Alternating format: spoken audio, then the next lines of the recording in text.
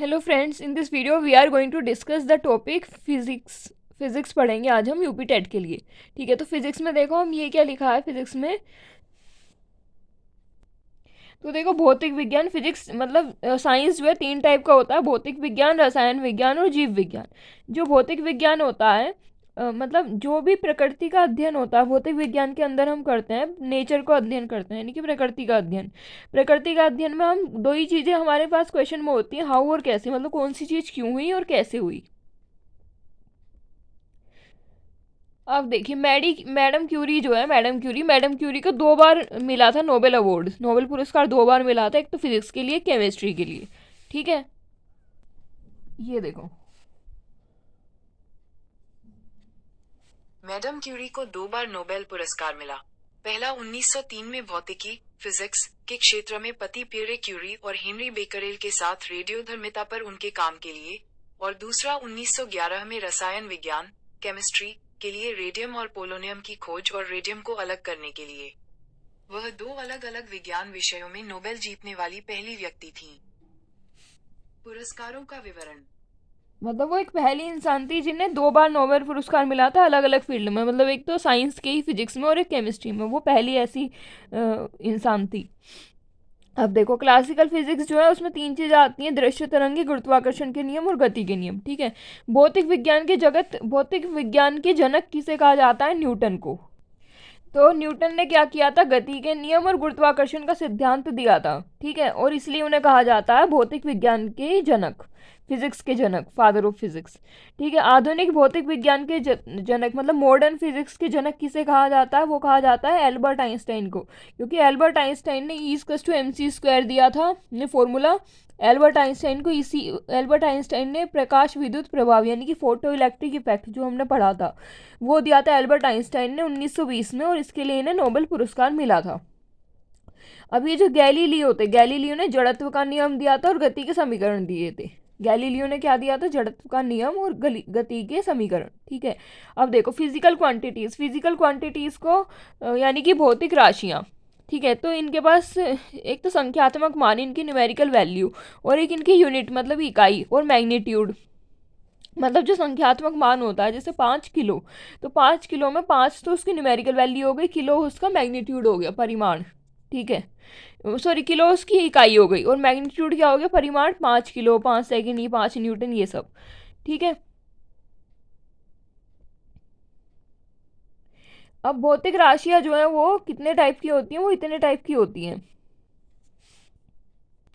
तो अब देखा गया फिजिकल क्वांटिटीज कितने टाइप की होती हैं। तो फिजिकल क्वांटिटीज 2 टाइप की होती हैं: एक तो मूल राशियां मतलब फंडामेंटल क्वांटिटीज, जो कि हमने पढ़ा था फिजिक्स में 7 होती हैं, और एक होती हैं डिराइव्ड क्वांटिटीज यानी कि व्युत्पन्न राशियां, यानी कि जो इन्हीं से ही बनी है, इनके जो मात्रक है वो इन्हीं से ही बने हैं। ठीक है, तो ये होती हैं। अच्छा, इनमें ना ये जो डिराइव्ड क्वांटिटीज है इनमें दिशा भी होती है, परिमाण भी होता है, इनमें दोनों चीज होती हैं। इनमें दिशा भी होती है, परिमाण भी होता है, यानी कि ये वेक्टर क्वांटिटीज होती हैं। ठीक है, और ये और जो अदिश होती है उनमें केवल उनमें दिशा नहीं होती, उनमें केवल परिमाण होता है। जैसे 2 किलो एक अदिश राशि है, 2 किलो की कोई दिशा नहीं है। फिर क्या हुआ? दो क्वांटिटी ऐसी मिल गई जो कि फंडामेंटल जैसी ही थी, पर हमने सब बोल दिया था फंडामेंटल साथ है, तो इसमें हम बाद में पूरी दुनिया को साथ ही लग चुका था ये, तो इसमें चेंज नहीं कर सकते थे, तो इसलिए उन दोनों क्वांटिटीज को हमने अलग लिख लिया, सप्लीमेंट्री क्वांटिटीज। ठीक है, मतलब पूरक राशियां। तो फंडामेंटल क्वांटिटीज जो होती हैं वो 7 होती हैं: लंबाई, समय, द्रव्यमान, तापमान, विद्युत धारा, ज्योति तीव्रता, पदार्थ की मात्रा। ठीक है, लंबाई का मात्रक होता है मीटर, इसे एम से SI मात्रक है। हम ये जितने भी पढ़ रहे हैं सभी SI मात्रक है। ठीक है, SI पद्धति पे ये आजकल हम यही इस्तेमाल करते हैं, पूरी दुनिया में सब अब यही इस्तेमाल करते हैं। तो लंबाई का मात्रक हो गया मीटर, समय का मात्रक हो गया सेकंड, द्रव्यमान का हो गया किलोग्राम, केजी से डिनोट करते हैं, तापमान का केल्विन, के से डिनोट करते हैं, विद्युत धारा का मात्रक हो गया इलेक्ट्रिक करंट जो होती है एम्पियर में उसको मेजर करते हैं, और ज्योति तीव्रता का मात्रक हो गया कैंडेला, और पदार्थ की मात्रा का हो गया मोल। ठीक है, तो ये 7 क्या है? ये है फंडामेंटल राशियां मतलब फंडामेंटल क्वांटिटीज।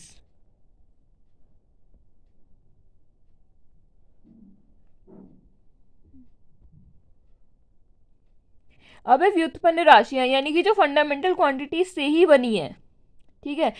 तो देखो जैसे क्षेत्रफल है, एरिया, एरिया क्या होता है, जैसे हमारे पास ये रेक्टेंगल है, इसका एरिया क्या होता है, L/B। तो इसका मात्रक क्या हो गया, लंबाई गुणा चौड़ाई, ये भी मीटर में नापता है, ये भी मीटर में, तो इसका मात्रक क्या हो गया, मीटर स्क्वायर। तो ये मीटर से ही बनी है ये, तो इसीलिए ये डिराइव्ड क्वांटिटी है। आयतन क्या होता है, लंबाई गुणा चौड़ाई गुणा ऊंचाई, तो इसका मात्रक क्या हो गया, मीटर क्यूब। तो ये मीटर से ही बना है, तो इसीलिए ये भी व्युत्पन्न राशि है। अब चाल क्या होती है, दूरी बटे समय, यानी कि मीटर पर सेकंड, ठीक है। तो मीटर पर सेकंड, इसमें देखो मीटर यूज हो रहा है, सेकंड यूज हो रहा है, यानी कि डिस्टेंस यूज हो रही है और टाइम यूज हो रहा है, तो ये भी व्युत्पन्न राशि है। इसके अलावा त्वरण, वेग, बल, संवेग, ये सभी व्युत्पन्न राशियां हैं, ठीक है। पूरक राशियां क्या होती है, अब जो कुछ दो चीज़ें ऐसी बच गई थी ना जो हम काउंट नहीं कर पा रहे थे, इसे हम काय में रखें, इसे हम फंडामेंटल में रखेंगे, लेकिन हमने पूरी दुनिया को बता दिया फंडामेंटल 7 होती हैं। तो ये पूरक राशियाँ मतलब हाँ, पूरक राशियाँ जो है सप्लीमेंट्री क्वांटिटीज़, ये होती है कोण। एक तो कोण 2D वाला जो कोण होता है जिसको रेडियन में नापते हैं, एक घन कोण यानी कि जो सॉलिड एंगल होता है, जो 3D में जो एंगल नापते हैं उसको स्टेरेडियन बोलते हैं, ठीक है। और वो घन कोण होता है, वो क्या होता है, घन कोण होता है वो। अब देखो MKS पद्धति कह दो या SI पद्धति कह दो, MKS मतलब मीटर किलोग्राम सेकंड, तो SI पद्धति मतलब, एक मिनट देखती हूँ जरा, ये देखो SI पद्धति को 1960 में भार और माप के 1-1 सम्मेलन द्वारा स्थापित किया गया था और बाद में 1971 में इसे और विकसित किया गया। यह माप की एक आधुनिक और मानक अंतरराष्ट्रीय प्रणाली है। अब देखो SI पद्धति में लंबाई को मीटर में नापते हैं, ठीक है। CGS पद्धति में लंबाई को, CGS मतलब सेंटीमीटर, ग्राम और सेकंड, FPS मतलब फुट, पौंड और सेकंड, IPS मतलब इंच, पौंड और सेकंड, ठीक है। वो तो इनके नाम से ही पता चल जाएगा हमें। तो जो पहला होता है वो लंबाई के लिए होता है, जैसे लंबाई में M फॉर मीटर, MKS पद्धति में या SI पद्धति में मीटर में नापते हैं, CGS पद्धति में सेंटीमीटर में, FPS में फुट में और IPS में इंच में। अब देखो द्रव्यमान में इसको किलोग्राम में नापते हैं, इसमें ग्राम में नापते हैं, इसमें पौंड में नापते हैं और इसमें भी पौंड में। MKS में समय को सेकंड में, CGS में भी समय को सेकंड में, FPS में भी समय को सेकंड में और IPS में भी समय को सेकंड में। मतलब समय को तो सभी पद्धति में सेकंड में ही नापते हैं।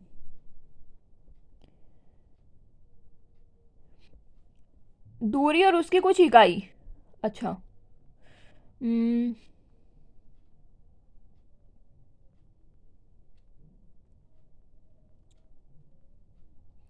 मतलब पहले हमें सीखना है 1 मीटर में क्या होता है। तो 1 मीटर में 10⁻1 डेकामीटर होता है, 1 मीटर में 10⁻2 हेक्टोमीटर होता है, 1 मीटर में 10⁻3,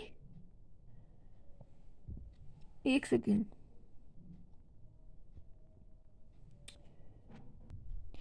अब हम यहाँ पे देखेंगे ये कुछ यूनिट्स कि एक डेकामीटर में 10 मीटर होते हैं, यानी कि 10⁻1, तो डेका मीन्स 10⁻1। एक हेक्टोमीटर में 10⁻2 मीटर होते हैं, बिकॉज हेक्टो का मतलब होता है 10⁻2। एक किलोमीटर में 10⁻3 मीटर होते हैं, बिकॉज किलो जहाँ भी आता है वहाँ 10⁻3 आता है। एक मेगा में 10⁻6 मीटर होता है, बिकॉज मेगा का मतलब होता है 10⁻6। एक गीगा में 10⁻9 होते हैं, 10⁻9 आता है गीगा में। एक टेरा में 10⁻12 होते हैं मीटर, टेरा मीन्स 10⁻12। एक पेंटा में 10⁻15 होते हैं, पेंटा में 15 मीटर, पेंटा मीन्स 10⁻15, तो एक पेंटामीटर बराबर 10⁻15 मीटर। एक एक्सोमीटर बराबर 10⁻18 मीटर, ठीक है। 1 एक्सोमीटर मीन्स 10⁻18 मीटर। ऐसी 1 डेसीमीटर मीन्स 10⁻−1 मीटर, डेसी मतलब 10⁻−1।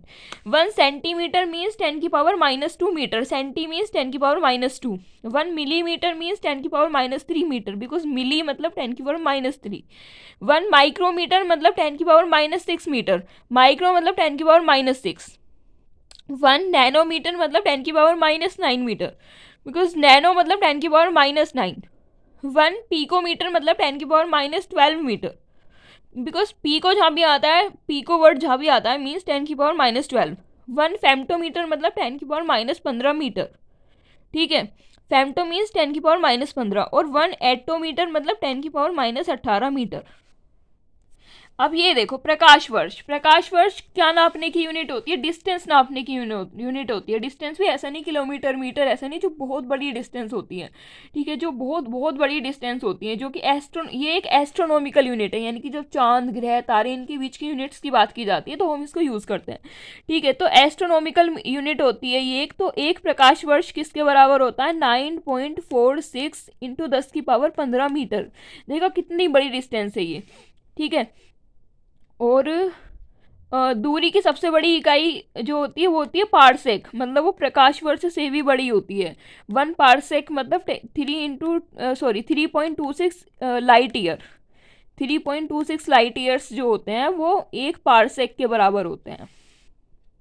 अब नेक्स्ट चैप्टर जो है वो है गति। गति क्या होती है? जैसे देखो, ये विराम में रखी हुई चीज़, मतलब ये 5 बजे भी यहीं रखी थी और 8-9 बजे भी यहीं रखी थी एज इट इज़, तो ये विराम में है, ठीक है। और अगर ये मूव कर रही है, मतलब इसको ऐसे ऐसे कर दिया, घुमा दिया, तो ये मूव कर गई, ठीक है। मोशन मतलब गति, मूव करना, रेस्ट मतलब विराम, एक ही जगह पे वैसे ही रहना, तो विराम। यदि किसी वस्तु की स्थिति समय के साथ परिवर्तित न हो तो विराम की स्थिति होती है, और समय के साथ चेंज हो जाए तो गतिमान होती है, ठीक है। टाइप्स ऑफ मोशन, मोशन कितने टाइप के होते हैं? तो पहला है 1 डायमेंशनल मोशन, यानी कि सीधी रेखा में गति, स्ट्रेट लाइन। जैसे एक ये कार है, कार जो है बिल्कुल स्ट्रेट लाइन पे सड़क पे चल रही है, तो ये एक ही डायमेंशन में चल रही है। अब है असमान गति, जैसे कि उड़ती हुई मक्खी, उड़ती हुई मक्खी कभी यहाँ आएगी कभी यहाँ आएगी, तो वो एक समान गति नहीं है, ठीक है। उड़ती हुई मक्खी मतलब ऐसे जा रही है, तो वो एक समान गति नहीं है। और दूसरी है द्विविमीय, यानी कि 2 डायमेंशन में, तो यह है वृत्तीय गति। वृत्तीय गति जैसे कोई कार है वो ऐसे राउंड घूम रही है ऐसे, ठीक है। और प्रक्षेप्य गति, प्रक्षेप्य गति क्या होती है? जैसे क्रिकेट की बॉल, या क्रिकेट की बॉल नहीं, हाँ, क्रिकेट में जो बॉल होती है वो ऐसे फेंकी जाती है, या फिर ऐसे भाला फेंका जाता है, जैसे वो नीरज चोपड़ा फेंकता है, तो वो प्रक्षेप्य, वो मतलब ऐसे पैराबोला बना के जाती है, तो ये भी एग्जाम्पल है 2 डायमेंशन मोशन का। क्रिकेट बॉल को फेंकने पर धनुष से निकलने वाले तीर पे, धनुष से निकलने वाला तीर भी ऐसे जाता है, थोड़ा सा वो में चमकता है, ऐसे सीधा गया बट थोड़ा सा वो ऐसे जाता है, ठीक है। तो प्रक्षेप्य गति में जो ये डिस्टेंस होती है सबसे ज़्यादा कब कवर होगी? जब 45 डिग्री के एंगल से फेंका जाएगा। हमने वो पढ़ा भी है, प्रक्षेप्य का पथ परवलयाकार होता है। अब देखो, मोशन में हम क्या क्या पढ़ेंगे? दूरी, विस्थापन, चाल, स्पीड, वेग, त्वरण, सब कुछ पढ़ेंगे। दूरी क्या होता है? कुल तय की गई पाथ की लंबाई, यानी कि तुम ऐसे ऐसे ऐसे ऐसे कितना भी घूम कर जाओ तो उस सबको ऐसे मेजर कर लेंगे, तो वो दूरी। तो ये एक अदिश राशि है, और दूरी जो है वो या तो शून्य होती है या पॉजिटिव होती है, ठीक है। और मीटर, किलोमीटर, सेंटीमीटर, इनमें इसको नापते हैं। और इसका विमीय सूत्र क्या होता है? ये देखो, ये MLT में हम लिखते थे ना, क्योंकि यहाँ पे केवल एल आएगा, केवल लंबाई आएगी, तो एल, केवल एल आएगा, M0T0। अब देखो विस्थापन, यानी कि डिस्प्लेसमेंट। विस्थापन क्या होता है? इसको ऐसे डिनोट करते हैं, तो आप कितना भी घूम कर आ जाए, जैसे देखो ये ऐसे से ऐसे से घूम के यहाँ आ गया, बट फाइनल पोजीशन और मेन पोजीशन के बीच की डिस्टेंस को ही विस्थापन बोलते हैं, ठीक है। तो ये एक सदिश राशि है, इसमें डायरेक्शन भी होती है, और साथ में इसमें मैग्नीट्यूड भी होता है, वेक्टर क्वांटिटी है। ये जीरो भी हो सकता है, पॉजिटिव भी, नेगेटिव भी हो सकता है, ठीक है। नेगेटिव जब होगा जब अपोजिट डायरेक्शन में पहुंच जाएगा, वो जहाँ से ए ऐसे निकला था ऐसे निकला था और यहाँ पहुंच गया, तो फाइनल माइनस इनिशियल, तो वो नेगेटिव आ जाएगा डिस्प्लेसमेंट, ठीक है। अब अंतिम और प्रारंभिक दूरी के बीच की न्यूनतम दूरी, मतलब एंड पॉइंट और इनके बीच की दूरी को ही डिस्प्लेसमेंट बोलेंगे, ठीक है। मीटर, सेंटीमीटर, किलोमीटर में मेजर करते हैं। ये इसका भी जो विमीय सूत्र होता है वो एल ही होता है। अब विस्थापन जो है दूरी से बड़ा भी हो सकता है, छोटा भी हो सकता है, कैसे भी हो सकता है, दूरी के बराबर भी हो सकता है। अगर वैसे स्ट्रेट लाइन में चल रहे हैं तो दूरी के बराबर, जब रेखीय गति होती है तो विस्थापन और दूरी बराबर होते हैं, ठीक है। और जो वृत्ताकार गति होती है तो शून्य होता है, क्योंकि वो ऐसे चल के दोबारा यहीं पर आ गए, तो वृत्ताकार में शून्य हो जाता है विस्थापन, पूरा एक चक्कर लगाने में शून्य हो जाता है, ठीक है। अब मतलब ये सारे केस पॉसिबल है, विस्थापन बड़ा भी हो सकता है, छोटा भी हो सकता है, बराबर भी हो सकता है, कुछ भी हो सकता है, स्टिकली बड़ा भी हो सकता है, स्टिकली छोटा भी हो सकता है। अब आगे देखते हैं।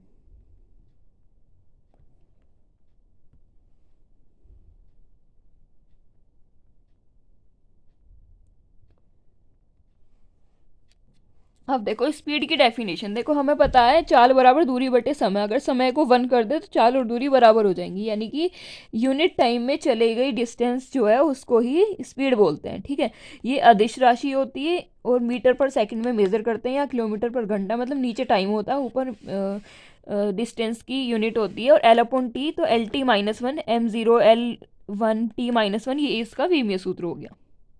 ठीक है, अब किलोमीटर पर घंटा में मतलब इसको चेंज भी कर लेते हैं। जैसे देखो किलोमीटर को मीटर में चेंज करने के लिए 10⁻³ की गुणा कर दी, घंटे को सेकंड में चेंज करने के लिए 60। अच्छा, 1 घंटे में 60 मिनट होते हैं, फिर 1 मिनट में 60 सेकंड होते हैं, तो 60 × 60 की मल्टीप्लाई कर दी, ऐसे ही आ गया, कन्वर्जन आ गया ये। अब एवरेज स्पीड क्या होती है, मतलब स्पीड कितने टाइप की होती हैं? औसत चाल, तात्कालिक चाल यानी इंस्टेंटेनियस स्पीड, एक समान चाल यानी कि यूनिफॉर्म स्पीड, असमान चाल यानी कि नॉन यूनिफॉर्म स्पीड। इन्हें ग्राफ से पता चलता है कि यूनिफॉर्म है या नॉन यूनिफॉर्म है। औसत चाल क्या होती है? टोटल डिस्टेंस अपॉन में टोटल टाइम। ठीक है, कुल दूरी अपॉन में कुल समय। तो अब चाल है तो इसका मतलब इसका SI मात्रा वगैरह वो सब तो सेम ही रहेगा। ठीक है, जैसे देखो ये 1 मिनट, अब देखो अब बात करते हैं एवरेज स्पीड की। ठीक है, एवरेज स्पीड यानी कि औसत चाल क्या होती है? टोटल दूरी अपॉन में टोटल टाइम। ये एक सिंगल फॉर्मूला है, इसी फॉर्मूले से बाकी फॉर्मूले बने हैं। ठीक है, total distance upon total time, ये होती है एवरेज स्पीड। जैसे देखो ये यहाँ A से B पॉइंट पे गया, 30 किलोमीटर डिस्टेंस थी, 5 घंटे में गया, तो total distance 30 kilometre, total time 5 घंटे, तो एवरेज स्पीड इस वाले केस में क्या आ गई? 6 किलोमीटर पर घंटा इसकी चाल थी। अब यहाँ आते हैं, पहले ये A से B पे गया, 1 सेकेंड, इस केस में पहले ये A से B पे गया, 10 किलोमीटर डिस्टेंस थी, 2 घंटे में गया। फिर B से C पे गया, 15 किलोमीटर डिस्टेंस थी, 3 घंटे में गया। फिर C से, ये क्या है, C से C पे, अच्छा चलो C से C पे गया, 20 किलोमीटर डिस्टेंस थी, टाइम था 4 घंटे। अब सारी डिस्टेंस कैलकुलेट करो पहले, तो 10 किलोमीटर, 15 किलोमीटर, 20 किलोमीटर, तो सारी डिस्टेंस कितनी होगी? 10 + 15 + 20 यानी कि ये ऐड करके 45। अब सारा टाइम कैलकुलेट करो, 2 घंटे, 3 घंटे, 4 घंटे, तो 2 + 3 + 4 कितना हो गया? 9 घंटे। ठीक है, तो एवरेज स्पीड क्या आ गई? टोटल डिस्टेंस अपॉन में टोटल टाइम यानी कि 5 किलोमीटर पर घंटा। अब एक ये वाला फॉर्मूला आता है, बहुत अच्छा फॉर्मूला, कि अगर हमारे पास 2 ऑब्जेक्ट होते हैं, जैसे देखो एक तो है घर और एक है कोचिंग, घर और कोचिंग सेम जगह पे रहेंगे, ये शिफ्ट नहीं होंगे, इनके बीच की डिस्टेंस अगर 40 किलोमीटर है तो 40 ही रहेगी, वो शिफ्ट नहीं होगी। ठीक है, और ये घर से लेके जब कॉलेज जा रहा है, तो सपोज ये किसी व्हीकल से जा रहा है या इसके पापा इसको छोड़ने जा रहे हैं, तो जब ये घर से कॉलेज जा रहा है तो ये जा रहा है 15 किलोमीटर पर घंटे की स्पीड से, यानी कि तेज जा रहा है। फिर कोचिंग में पढ़ने के बाद वापस जब लौट के आ रहा है तो ये आ रहा है 5 किलोमीटर पर आवर की स्पीड से, क्योंकि अब ये पैदल आ रहा है।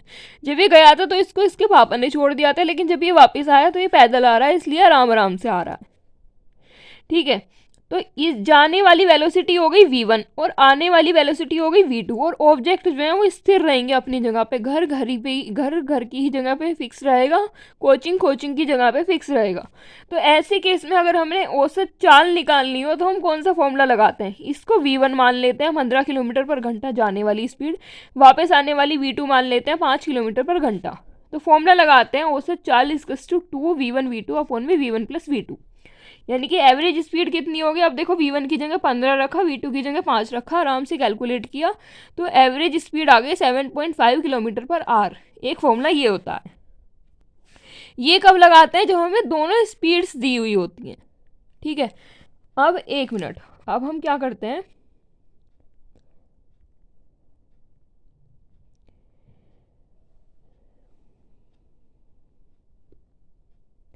अब अगर मान लो टाइम पूछ लिया जाए, अगर इसी क्वेश्चन में हमसे टाइम पूछ लिया जाता, इसी वाले क्वेश्चन में, कि देखो जो वो 15 किलोमीटर, मतलब घर यहाँ है, कोचिंग यहाँ है, और इनके बीच की जो डिस्टेंस है वो है 40 किलोमीटर, जा रहा है 15 किलोमीटर पर घंटा की स्पीड से, और हमसे पूछ लिया जाता कि टाइम कितना लगा उसे जाने में और कितना टाइम लगा आने में। तो जैसे कि स्पीड = डिस्टेंस अपॉन टाइम, तो टाइम = डिस्टेंस अपॉन स्पीड, तो टाइम इज टू डिस्टेंस क्या है 40 किलोमीटर अपॉन में स्पीड क्या है 15। तो यहाँ से तो जाने का टाइम आ जाएगा और सेम ऐसे ही आने का टाइम आ जाएगा।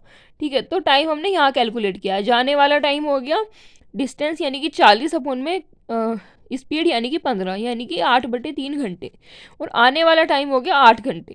डिस्टेंस यानी कि 40 अपॉन में स्पीड यानी कि 5।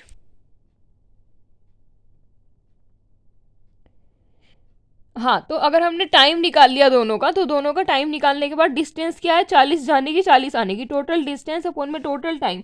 टोटल टाइम कितना हो गया 8 + 8/3 यानी कि 32/3। तो ऐसे भी आप निकाल सकते हो, उससे भी सेम ही आंसर आया है। तो जैसे भी निकालो, उस फॉर्मूले से निकालो या इस फॉर्मूले से निकालो, सेम ही आंसर आएगा। अब एक फॉर्मूला और होता है, अगर हमें मल्टीपल डिस्टेंस दियो यानी कि डिस्टेंस एक से ज़्यादा दियो और मल्टीपल टाइम दियो, जैसे कि इतनी डिस्टेंस चली गई 100। अच्छा, अगर मल्टीपल डिस्टेंस दियो मल्टीपल टाइम दियो, तो इस टाइम में एवरेज स्पीड कैसे निकालेंगे, सबको ऐड कर देंगे d1 + d2 + d3 अपॉन में t1 + t2 + t3। ठीक है, सबको ऐड कर देंगे।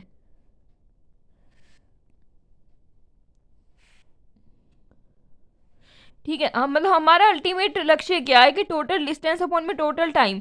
तो इतनी डिस्टेंस चली इतने टाइम में, इतनी डिस्टेंस चली इतने टाइम में, इतनी डिस्टेंस चली इतने टाइम में, तो हमने सबको ऐड कर दिया और उनके मल्टीप्लाई कर दिए उनके, और मतलब टाइम से डिवाइड कर दिया टोटल टाइम से। अब देखो,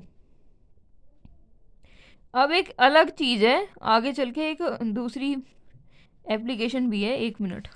हाँ, अगर हमें स्पीड दी हो, जैसे देखो एक स्पीड है इतनी स्पीड से चले, 3 घंटे में इतनी स्पीड में चले, 2 घंटे इतनी स्पीड में चले, और 1 घंटा इतनी स्पीड में चले, तो हमें एवरेज वेलोसिटी बतानी है। तो पहले हम डिस्टेंस निकाल, हमारा फॉर्मूला वही रहेगा, टोटल डिस्टेंस अपॉन में टोटल टाइम। टोटल डिस्टेंस कैसे आएगी, चाल इंटू सब में डिस्टेंस आ जाएगी।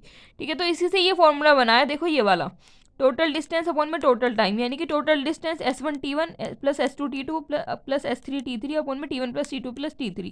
s1 t1 क्या है, t1 टाइम में चली गई दूरी, s2 t2 क्या है, t2 टाइम में चली गई दूरी, s3 t3 क्या है, t3 टाइम में चली गई दूरी। तो उससे हमारा ये वाला फॉर्मूला बना है, पर फॉर्मूला रहेगा वही, टोटल डिस्टेंस अपॉन में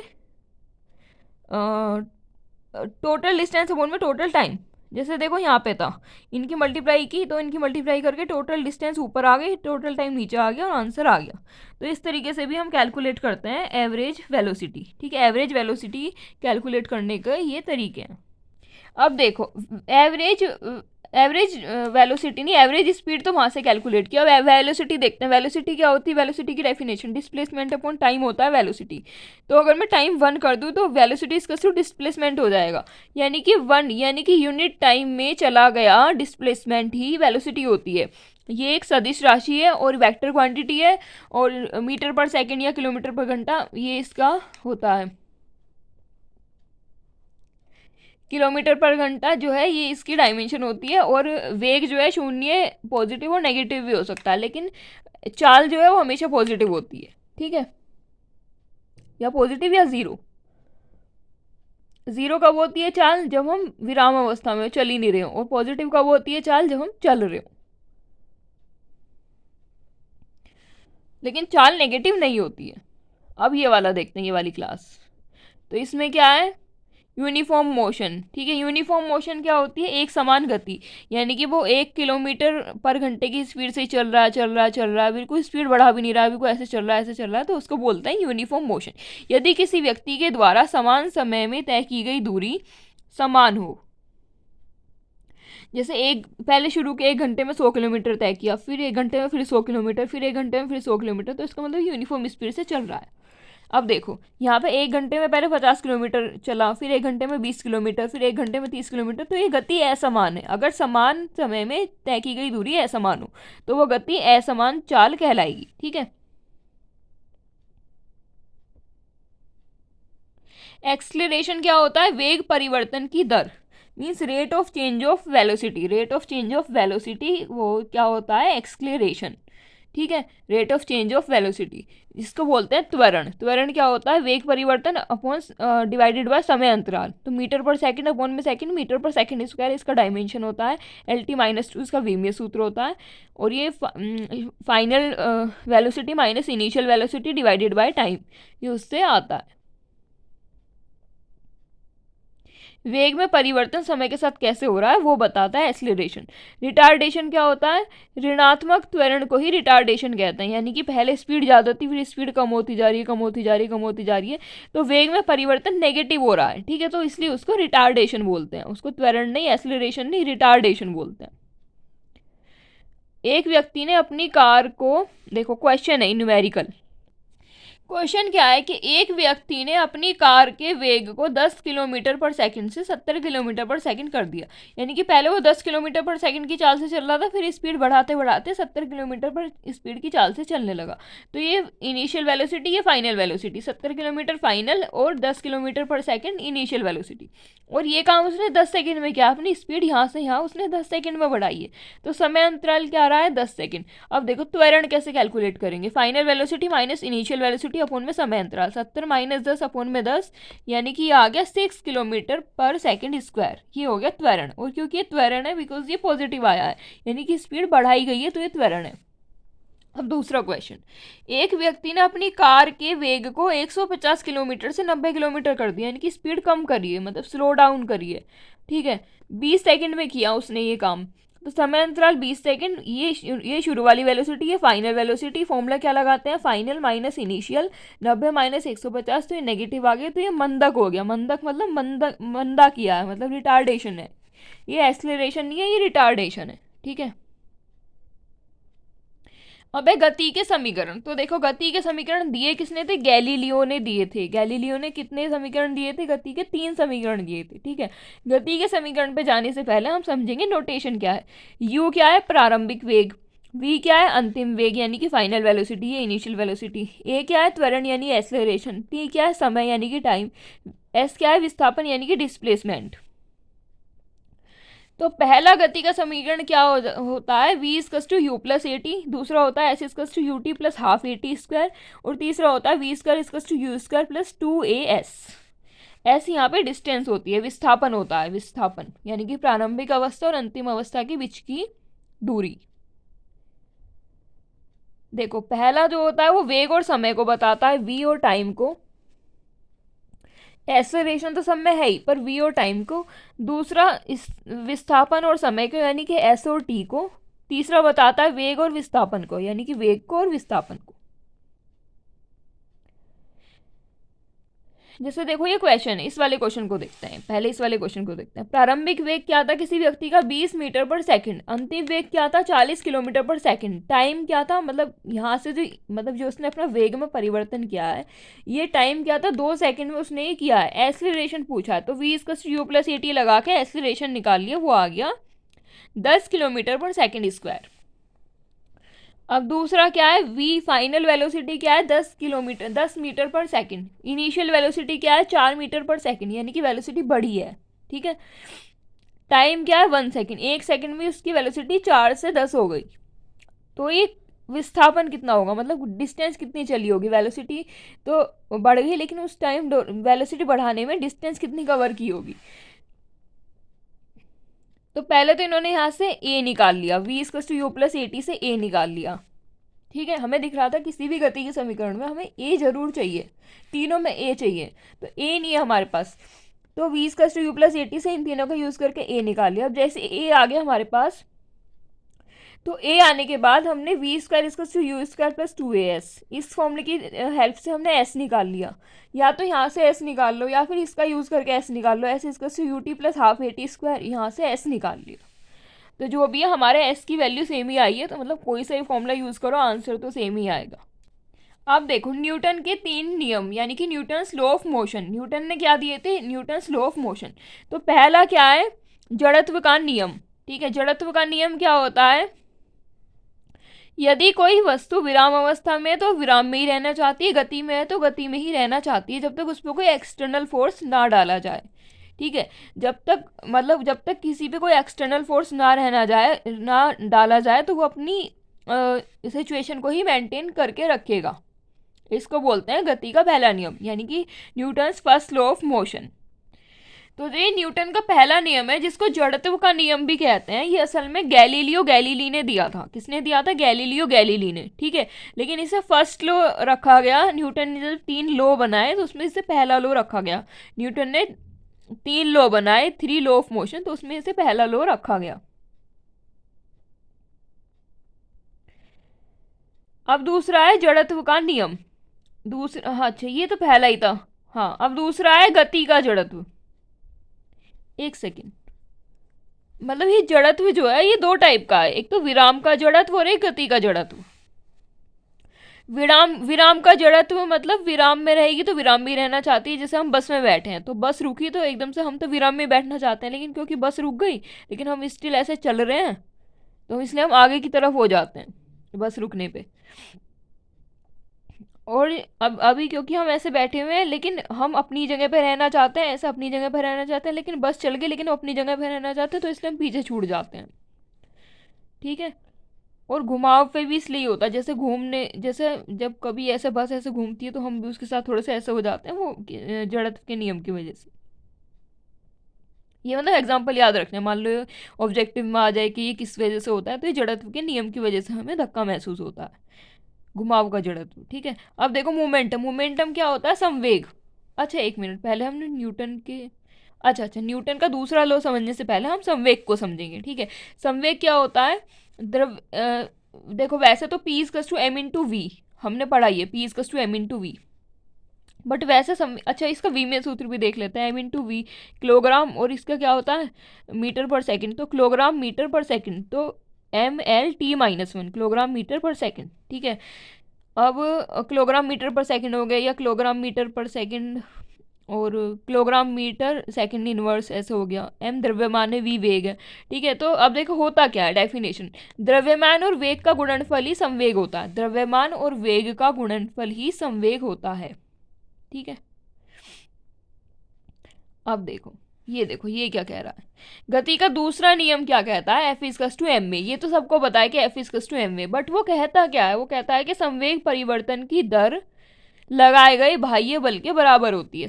किसी वस्तु में, मान लो कोई ये वस्तु है, इसमें हमने बाहर से ऐसे बल लगाया, फोर्स लगाया ताकि इसकी पोजीशन चेंज हो जाए, तो इसकी पोजीशन, तो इसमें जो संवेग परिवर्तन की दर होगी वो बाहर से लगाए हुए फोर्स के इक्वल होगी।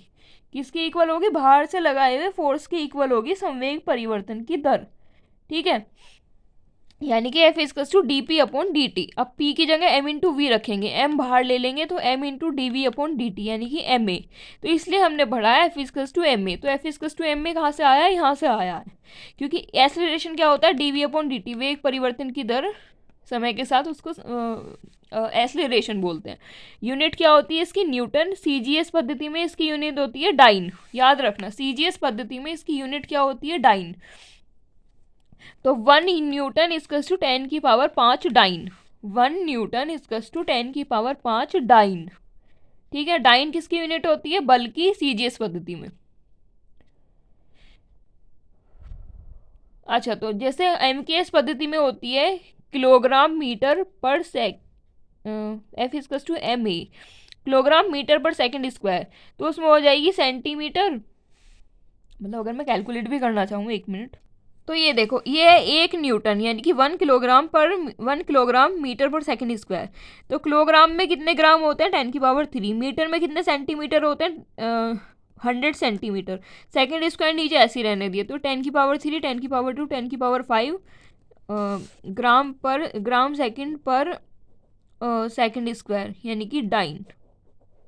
तो 1 न्यूटन बराबर 10 की पावर 5 डाइन, ठीक है। इसीलिए 1 न्यूटन बराबर 10 की पावर 5 डाइन। अब आगे देखते हैं। अच्छा, अब क्वेश्चन देखते हैं। देखो क्वेश्चन क्या है, क्वेश्चन कैसा आएगा। जैसे किसी 20 किलोमीटर की वस्तु पर, 1 मिनट इसको बड़ा कर लेती हूँ। किसी 20 किलो की वस्तु पर, कोई 20 किलो की वस्तु है, तो मास क्या हो गया? M हो गया 20। 40 न्यूटन का बल लगाया जाता है, F क्या हो गया? 40। त्वरण ज्ञात कीजिए। तो F इजकल्स टू M में लगाया, आ गया फॉर्मूला, A आ गया 2। अब ये वाला क्वेश्चन देखो, 100 किलो की एक कार पर, 100 किलो की कार है, एम क्या हो गया 100 किलो, 20 सेकंड में अपने वेग में इतने से इतने परिवर्तन कर लेती है। देखो ये है इनिशियल वेलोसिटी और ये है फाइनल वेलोसिटी, यानी कि वेलोसिटी बढ़ रही है। ठीक है, कितने सेकंड में बढ़ रही है 20 में। तो पहले तो त्वरण निकाल, अब बल की गणना कीजिए। तो मास हमारे पास है, हमें त्वरण चाहिए एफ इक्वल्स टू एम में। तो पहले तो ए निकाला, final minus initial divided by T, वो आ गया, ए आ गया 4। अब एम है 100, तो एफ इक्वल्स टू एम में से एफ आ गया 400 न्यूटन। अब ये देखो एक्शन रिएक्शन लो, यानी कि न्यूटन का तीसरा नियम एक्शन रिएक्शन लो, ये क्या कहता है, हर एक क्रिया के लिए एक प्रतिक्रिया होती है। मतलब जैसे हमने दीवार पे एक बॉल को ऐसे मारा, तो वो दीवार भी ना, मतलब जितना फोर्स बॉल दीवार पे लगा रही है उतना ही फोर्स दीवार भी बॉल पे अपोजिट डायरेक्शन में लगा रही है। तो एक्शन का इक्वल एंड अपोजिट रिएक्शन होता है, यानी कि हर एक क्रिया के लिए एक प्रतिक्रिया विपरीत दिशा में हर तरफ समान परिमाण में होती है, अपोजिट डायरेक्शन में लेकिन समान परिमाण में होती है। ग्रेविटेशन, अब देखो हम गुरुत्वाकर्षण पढ़ते हैं। गुरुत्वाकर्षण क्या होता है, इसकी प्रवृत्ति सदैव आकर्षण की होती है, यानी कि अपनी तरफ खींचने की होती है। ठीक है, ये हैवी ऑब्जेक्ट है, बड़ा ऑब्जेक्ट, ये छोटा ऑब्जेक्ट है, तो ये इस पे लगाता है, इसको अपनी तरफ खींचता है, ये इसको अपनी तरफ खींचता है। तो गुरुत्वाकर्षण की प्रकृति हमेशा क्या होती है, आकर्षण की होती है। ठीक है, एम और एम द्रव्यमान है, मतलब एक चीज़ ये है जिसका द्रव्यमान है कैपिटल एम, एक चीज़ ये है जिसका द्रव्यमान है स्मॉल एम। तो इनके बीच की दूरी सपोज आर है।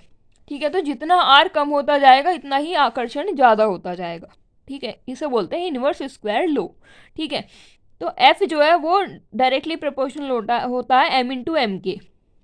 एफ जो है इन्वर्सली प्रोपोर्शनल होता है आर स्क्वायर के, यानी कि F is directly proportional to 1/r square.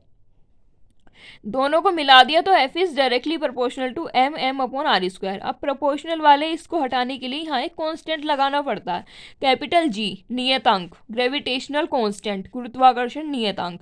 इसकी वैल्यू कितनी होती है 6.67 into 10⁻⁻11 newton metre square upon kilogram square.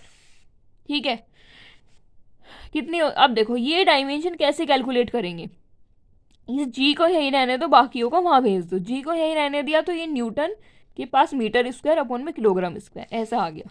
तो G F is to G M M upon R square.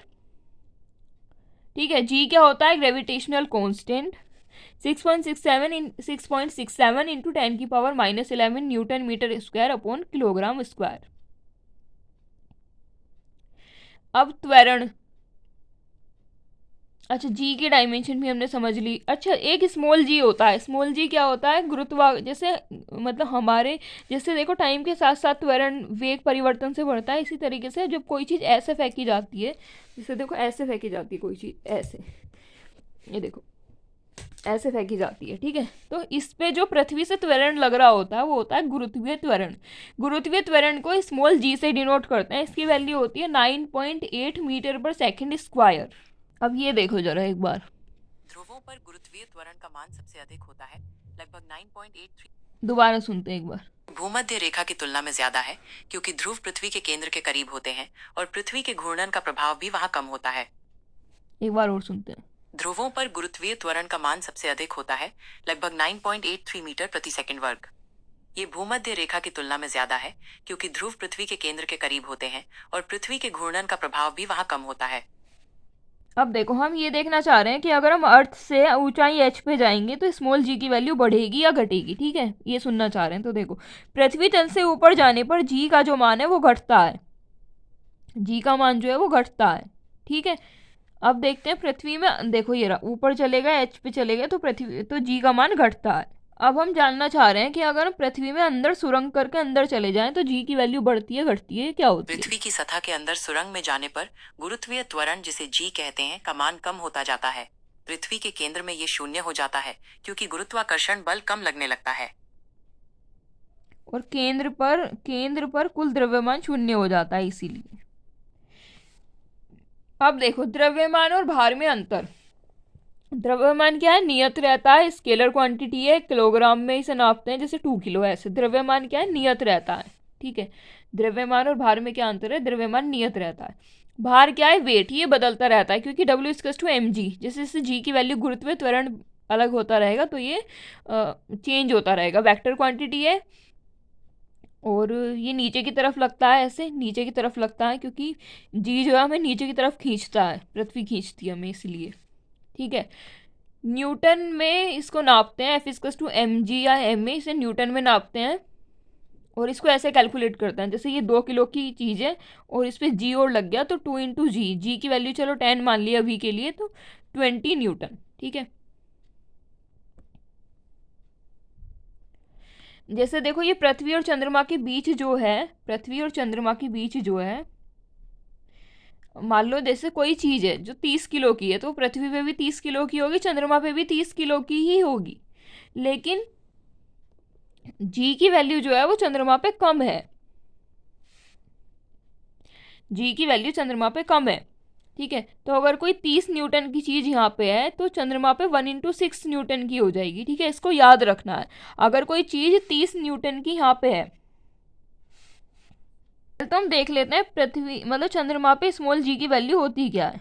चंद्रमा पर गुरुत्वीय त्वरण पृथ्वी के गुरुत्वाकर्षण का लगभग 1/6 भाग होता है, जो लगभग 1.625 मीटर प्रति सेकंड वर्ग के बराबर है, जो पृथ्वी के 9.8 मीटर प्रति सेकंड वर्ग की तुलना में काफी कम है।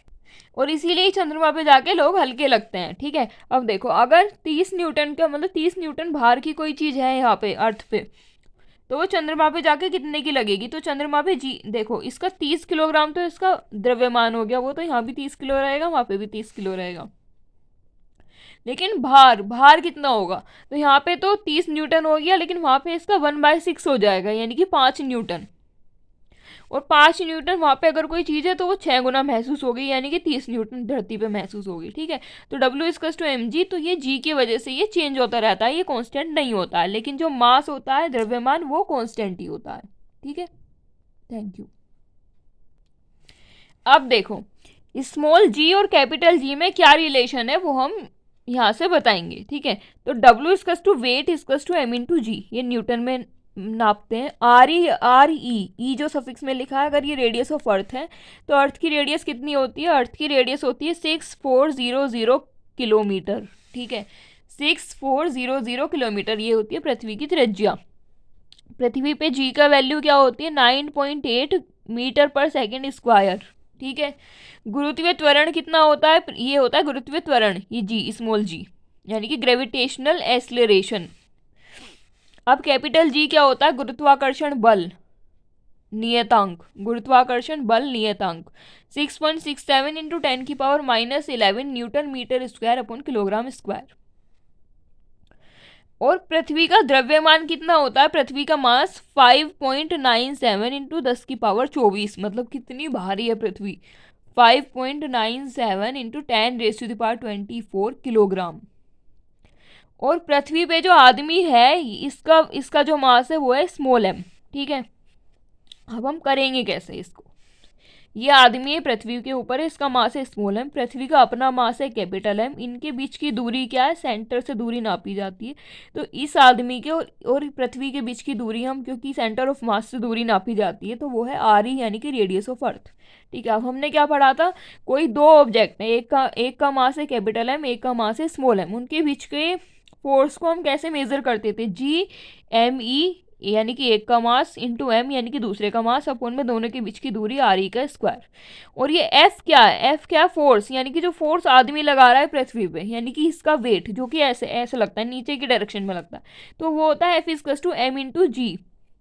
तो वो m×g से देख लिया, m से m कट गया, तो स्मॉल g और कैपिटल G में क्या रिलेशन आ गया, G=GME अपॉन RE स्क्वायर। ठीक है, G=GME अपॉन में RE स्क्वायर। और देखो ये वही बात लिखी है कि ध्रुवों पे G का मान सबसे अधिक होता है, 9.83 मीटर पर सेकेंड स्क्वायर। ठीक है, अब देखो पृथ्वी से ऊपर जाने पे G का मान घटता है, पृथ्वी के केंद्र की ओर जाने में G का मान घटता है, पृथ्वी के केंद्र पे G की वैल्यू 0 हो जाती है, ध्रुवों पे सबसे अधिक होता है। ये थोड़ी सी बात है जो हमें याद रखनी है। अब देखो न्यूटन का पहला नियम, ये गैलीलियो का नियम है या जड़त्व का नियम है, एक ही बात है, ये हमने पढ़ लिया था। कोई वस्तु गति में तो गति में रहना चाहती है, और मोशन में मतलब विराम में तो विराम में ही रहना चाहती है, जब तक उस पर एक्सटर्नल फोर्स ना लगे। अब देखो यहाँ पे ये एग्जाम्पल भी दे रहा है कि देखो चलती हुई बस में अचानक ब्रेक लगने पर यात्री आगे की ओर झुक जाते हैं, तो गति के पहले नियम की वजह से क्या क्या होता है उसकी एग्जाम्पल। दूसरा है कि रुकी हुई गाड़ी में अचानक चल पड़ने से यात्री का पीछे की ओर झुकना। दरी को झाड़ने पर धूल के कणों का गिर जाना, क्योंकि धूल के कण रेस्ट में रहना चाहते हैं तो वहीं के वहीं रह जाना चाहते हैं, लेकिन ऐसे झाड़ने से दरी इधर आ जाती है, धूल के कण वहीं रह जाते हैं, इसलिए वो नीचे गिर जाते हैं। पेड़ पौधों के टहनियों को हिलाने से फूल का गिरना, क्योंकि फूल रेस्ट में रहना चाहता है, तुम टहनियों को हिलाओगे वो वहीं रहना चाहता है, इसलिए वो गिर जाता है लगो के। एक गिलास के ऊपर पेपर रखा है, उसके ऊपर सिक्का रख दिया। अच्छा, एक गिलास है, उसके ऊपर पेपर रखा है, उसके ऊपर सिक्का रख दिया, तो पेपर को खींचने के बाद सिक्का गिलास में गिर जाता है, क्योंकि वो वहीं का वहीं रहना चाहता है, पेपर हट गया, वो वहीं रह नहीं सकता है, तो इसलिए वो नीचे गिर जाता है। मतलब वो पेपर के साथ ही नहीं गिर सकता, वो वहीं रह जाता है, क्योंकि वो वहीं के वहीं रहना चाहता है। कांच में पत्थर मारने से फूट जाना और गोली मारने से छेद हो जाना। अच्छा, कांच में पत्थर मारते हैं तो फूट जाता है, क्योंकि वो जो कांच में पत्थर जो होता है वो थोड़ा धीरे स्पीड से जाता है, और गोली इतनी तेज जाती है कि वो पत्थर को टाइम भी नहीं मिलता कि वो टूट सके या कुछ हो सके, तो बस उतने हिस्से में छेद हो जाता है। तो कांच पे जो हम पत्थर मारते हैं तो उस टाइम तो फोर्स लगता है, और जो हम गोली मारते हैं कांच पे उस टाइम लगता है क्या बोलते हैं इसको, जो इंस्टेंट टाइम के लिए लगता है, वो मुझे नाम याद नहीं आ रहा उसका, उसको इम्पल्स बोलते हैं, इम्पल्स। तो गोली से जो लगता है वो इम्पल्स होता है, ठीक है। न्यूटन के प्रथम नियम हमें बल की परिभाषा मिलती है। अच्छा, अब देखो टेनिस की तुलना में क्रिकेट की बॉल की गेंद से चोट अधिक लगती है। अच्छा, क्योंकि टेनिस की बॉल जो है, अब देखो न्यूटन के दूसरे नियम के एग्जांपल, मतलब टेनिस की बॉल किसी के मार दे और क्रिकेट की बॉल मार दे, तो क्रिकेट की बॉल से चोट ज़्यादा लगेगी। क्यों भला? क्योंकि टेनिस की बॉल छोटी होती है, क्रिकेट की बॉल बड़ी होती है, तो force is directly proportional to mass F is to M में, तो जिसका एम ज़्यादा होगा वो फोर्स ज़्यादा लगाएगा। गद्दे की तुलना में फर्श पर चोट अधिक लगती है, मतलब गद्दे पे गिरो या फर्श पे गिरो तो चोट अधिक लगती है। ऐसा क्यों? एस्लेरेशन, क्योंकि गद्दे पे गिरने से एस्लेरेशन कम होता है, फोर्स पे गिरने से एस्लेरेशन ज़्यादा होता है। ऊंची या लंबी कूद में जमीन को खोदकर हल्का कर दिया जाता है ताकि चोट कम लगे। हाँ, जमीन को खोदकर हल्का कर दिया जाता है ऊंची और लंबी कूद में, ताकि वो जब इंसान उस पर आके गिरे तो वो ज़्यादा उस पर चोट ना लगे। सेम गद्दे वाला प्रोसेस, एस्लेरेशन कम हो। यहाँ सुनेंगे, देखो ये रहा। फर्श पर गिरने से चोट ज्यादा लगती है क्योंकि ये गिरने का समय कम कर देता है। न्यूटन के दूसरे नियम के अनुसार, यानी कि बल बराबर होता है संवेग में परिवर्तन की दर के, फर्श पर गिरने से संवेग में परिवर्तन की दर बढ़ जाती है, जिससे चोट ज्यादा लगती है। अब देखो आगे क्या है। बड़े कील को अधिक गहराई तक धंसने में हथौड़े से अधिक चोट का प्रयोग किया जाता है। अगर कील बड़ी हो तो उसे अंदर तक डालने में ज़्यादा बल चाहिए, वो भी न्यूटन के सेकंड लॉ के अकॉर्डिंग। कराटे खिलाड़ी ईंट को तोड़ने के लिए अधिक चोट मारता है, वो भी सेकंड लॉ के अकॉर्डिंग, ठीक है। एक महिला कुएं से पानी खींच रही है, रस्सी के टूट जाने के कारण चोट लग जाती है। अच्छा, ये भी सेकंड लॉ के अकॉर्डिंग। अच्छा, ये थर्ड लॉ के अकॉर्डिंग, ये जितने भी एग्जाम्पल है ये थर्ड लॉ के एग्जाम्पल है कि महिला जो है कुएं से पानी खींच रही है। एक सेकेंड। तो बेसिकली जब वो पानी निकाल रही होती है कुएं से और रस्सी टूट जाती है, तो रस्सी उतना ही अपोजिट डायरेक्शन में फोर्स उस पर लगाती है और महिला पीछे की ओर गिर जाती है और चोट लग जाती है। अब देखो, बंदूक की गोली चलने पर बंदूक के पीछे मतलब ऐसे हाथ में ऐसे झटका सा लगता है, तो वो भी एक्शन रिएक्शन लॉ की वजह से। जमीन पर चलते समय जमीन पर चोट करना, हम जमीन पे चलते हैं तो हम जमीन पे फोर्स लगाते हैं, जमीन उल्टा फोर्स हम पे भी लगाती है। पानी में तैरते समय चोट करना, पानी में तैरते समय मतलब हम जितना फोर्स पानी पे लगाते हैं पानी हम पे भी लगाता है।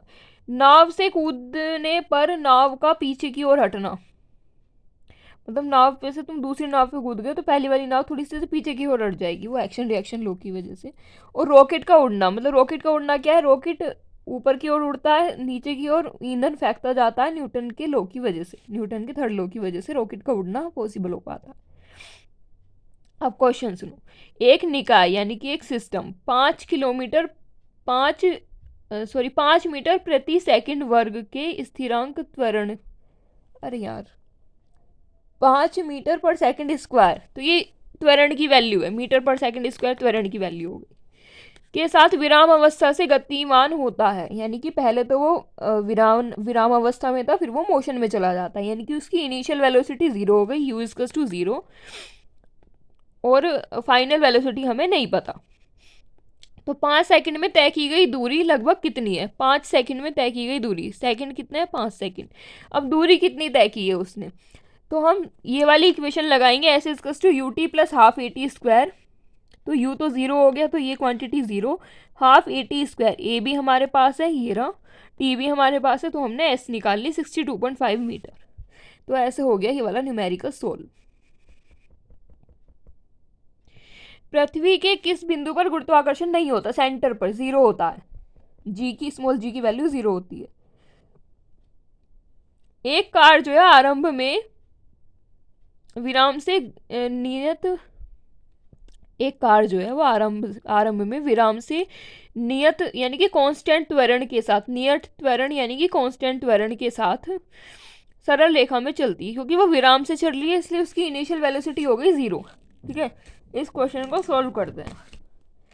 क्योंकि वो विराम से चल रही है तो उसकी इनिशियल वेलोसिटी हो गई 0। नियत त्वरण यानी कि ए उसका नियत त्वरण हो गया जो कि पूछा है। सरल रेखा में अनुदिश 4 सेकंड में 20 मीटर की दूरी तय करती है। टाइम हो गया उसका 4 सेकंड, दूरी हो गई उसकी 20 मीटर। हमें बता रहा है त्वरण। अब देखो, S equals to U T plus half A T square, S equals to U T plus half A T square.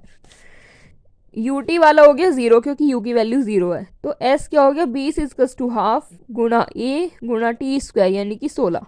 ये उधर गया तो 20 गुणा 2 अपॉन में 16 यानी कि 4 गुणा 4, 4 पंजे 20, 2 दूनी 4 यानी कि ए क्या हो गया 2.5 मीटर पर सेकंड स्क्वायर। ए क्या हो गया 2.5 मीटर पर सेकंड स्क्वायर। ठीक है, ये देखो ये हो गया ए। वेग परिवर्तन की दर को क्या कहते हैं? त्वरण। जब एक बस अचानक से रुक जाती है तो यात्री पीछे की ओर धकेल जाने का अनुभव करते हैं, इसको क्या कहते हैं? न्यूटन का फर्स्ट लॉ। ठीक है, क्योंकि वो विराम में ही रहना चाहते हैं इसीलिए वो पीछे छूट जाते हैं और बस आगे चली जाती है, इसलिए वो पीछे की ओर हो जाते हैं। विस्थापन में परिवर्तन की दर को क्या कहते हैं? वेग। स्पीड नहीं बोलते हैं, वेलोसिटी बोलते हैं विस्थापन में जो परिवर्तन होता है। पारसेक किसकी मात्रा के दूरी का? ठीक है, पहले तो देखो हमें लाइट ईयर बताएंगे, 3.26 इंटू 10 की पावर 15 मीटर लाइट ईयर। फिर सॉरी 9.26 होता है, 9.26। अब उसका भी 3 गुना, 3 से भी ज़्यादा गुना, 3.26 लाइट ईयर होता है पारसेक। लेकिन ये दूरी की मात्रक होता है, दूरी नापते हैं इसमें। पारसेक तारों संबंधी दूरी मापने का मात्रक बराबर है 3.26 लाइट ईयर। देखो वही क्वेश्चन आ गया। तो ये वाली पीडीएफ भी हो गई कंप्लीट। कौन सी पे पहुंच गए हम फाइनली?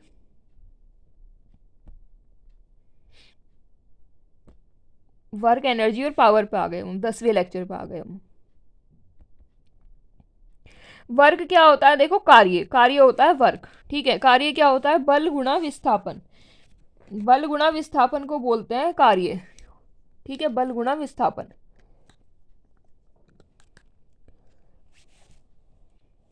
बल गुणा विस्थापन होता है कार्य। ठीक है, यानी कि एक चीज यहाँ रखी हुई थी जिसपे हमने F फोर्स लगाया और वो D डिस्टेंस खिसक के यहाँ पहुँच गई। तो यहाँ से इसको यहाँ तक पहुँचाने में हमने जो कार्य किया, that is work equals to force into displacement. ठीक है, वैसे ये डॉट प्रोडक्ट होता है F डॉट D, और इसीलिए वर्क स्केलर क्वांटिटी है। ठीक है, अब क्योंकि बल इनटू विस्थापन यानी कि यहाँ से लेके यहाँ तक पहुँचाने में इस फोर्स को जितना कार्य किया गया, तो बल न्यूटन, विस्थापन मीटर। न्यूटन मीटर इसकी यूनिट होती है। न्यूटन क्या होता है? mg, अगर न्यूटन को mg से भी देखा जाए, यानी कि किलोग्राम मीटर पर सेकंड स्क्वायर, और इसमें मीटर की और मल्टीप्लाई हो जाती है, तो kilogram metre square second square upon में सेकंड स्क्वायर, तो ml/t-2 ये उसकी यूनिट होती है। कार्य, ऊर्जा, ऊष्मा सबकी विमीय सूत्र सेम ही होता है। न्यूटन मीटर होता है वैसे, क्योंकि न्यूटन और मीटर, न्यूटन मीटर, इसको जूल भी बोलते हैं। क्या बोलते हैं? जूल। जूल याद रखना है, जूल कार्य का मात्रक होता है, ठीक है, जूल कार्य का मात्रक होता है, ठीक है। न्यूटन मीटर इसकी यूनिट होती है, और ऐसे इसको कैलकुलेट करते हैं। और वैसे F.D होता है, डॉट प्रोडक्ट होता है अगर वेक्टर के फॉर्म में देखा जाए तो। ये धनात्मक कार्य, ऋणात्मक कार्य, शून्य कार्य। डिस्प्लेसमेंट के ऊपर ही डिपेंड करता है। डिस्प्लेसमेंट पॉजिटिव हो तो ऋणात्मक वो धनात्मक कार्य, डिस्प्लेसमेंट नेगेटिव हो तो ऋणात्मक कार्य। डिस्प्लेसमेंट जो है वो 0 हो, यानी कि चीज, मान लो जैसे ऐसे समझो, ऐसे इस चीज को यहाँ से उठाकर पूरी दुनिया में घूम के यहीं ला के रख दिया, तो इसका मतलब तुमने कोई काम नहीं किया, तुम्हारा पूरा किया हुआ काम जो है वो वेस्ट हो गया। जैसे कुली सिर पे उठा के चलता रहता है वजन को, तो उसका काम नेग्लेजिबल है हमारी नज़रों में। या वो सिर पे उठा के बस जस्ट खड़ा है एक ही जगह पे, तो भी उसका काम नेग्लेजिबल है। W=FD cos थीटा, ठीक है, ऐसे भी देख सकते हो इसको, बल इंटू विस्थापन। तो कोस थीटा ये वाला घटक है, क्योंकि जमीन पे चल के ऐसे लेके जाएगा रेखीय गति में, तो इसलिए FD कोस थीटा वाला घटक इसमें आता है। साइन थीटा वाला घटक जो है वो वाला, वो हम नहीं लेते।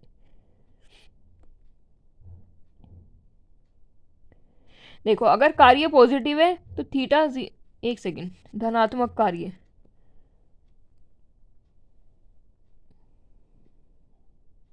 अच्छा, अगर थीटा 0 है तो वो W=FD हो जाता है। ये हमें ये बता रहे हैं, ठीक है, कि अगर थीटा 0 है तो F=W/D हो जाता है। एग्जाम्पल देख लो। एक वस्तु है, मैं बड़ा कर लेती हूँ इसको। एक वस्तु पर 20 न्यूटन का बल लगाकर उसे 10 मीटर की बल की दिशा में ही विस्थापित किया जाता है, ठीक है, बल की दिशा में ही विस्थापित किया जाता है। इससे हमें क्या पता चला कि थीटा जो है 0 डिग्री है, ठीक है। हमें थीटा कैलकुलेट कैसे करना है वो देखो। ये चीज़ है, इसको बल की ही दिशा में, यानी कि विस्थापन और बल की एक ही दिशा है, दोनों के बीच का एंगल 0 है, तो थीटा 0 हो गया, तो F/D हो गया सिंपली। तो ये ऐसा आ गया 200 जूल।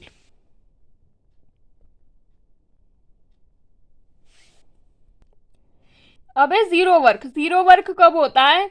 दो केसेस में ये जीरो वर्क होता है, मतलब 2-3 केसेस में ऐसा होता है कि जीरो वर्क। जैसे कि अगर थीटा 90 हो, अगर थीटा 90 डिग्री है, ठीक है, यानी कि जिस डायरेक्शन में फोर्स लग रहा है और जिस डायरेक्शन में फोर्स लग रहा है और जिस डायरेक्शन में तुम सामान को उठा के ले जा रहे हो, यानी कि डिस्प्लेसमेंट कर रहे हो, दोनों के बीच का एंगल 90 डिग्री है, तब हम कहते हैं वर्क 0 है। जैसे कि आदमी है, कुली अपने सिर पे सामान को लेके प्लेटफॉर्म पे चलता है, ट्रेन वाला जो प्लेटफॉर्म है वहाँ पे चलता है, सामान जो सिर पे लेके चल रहा है, तो ये सामान फोर्स लगा रहा है ऐसे, क्योंकि कोई भी चीज़ फोर्स ऐसे लगाती है नीचे की डायरेक्शन में। अब ये ऐसे चल रहा है, मान लो तुम्हारे सामान को लेके ऐसे जा रहा है, तुम कह रहे हो कि वहाँ तक इस सामान को रखा हो, ये ऐसे जा रहा है, तो ये चल रहा है इस डायरेक्शन में, यानी कि इस डायरेक्शन में तो ये चल रहा है, फोर्स ऐसे लग रहा है, तो फोर्स के बीच का और जो ये चल रहा है उस, यानी कि डिस्टेंस जो कवर कर रहा है उसके बीच का एंगल कितना हो गया? 90 डिग्री। तो इसलिए हम उस कुली को बोल देंगे कि भाई तूने कोई काम नहीं करा, यानी कि अगर हम वैसे फिजिकल फिनोमिना देखा जाए तो काम जो कुली ने किया है, कुली के द्वारा किया गया जो काम है वो 0 है, बिकॉज ये थीटा 90 हो गया और W=FD cos थीटा, तो थीटा 90 हो गया, तो वर्क 0 है। इस केस में वर्क डन कितना है? 0 है। बट असल में ऐसा नहीं होता, वो बहुत काम करता है।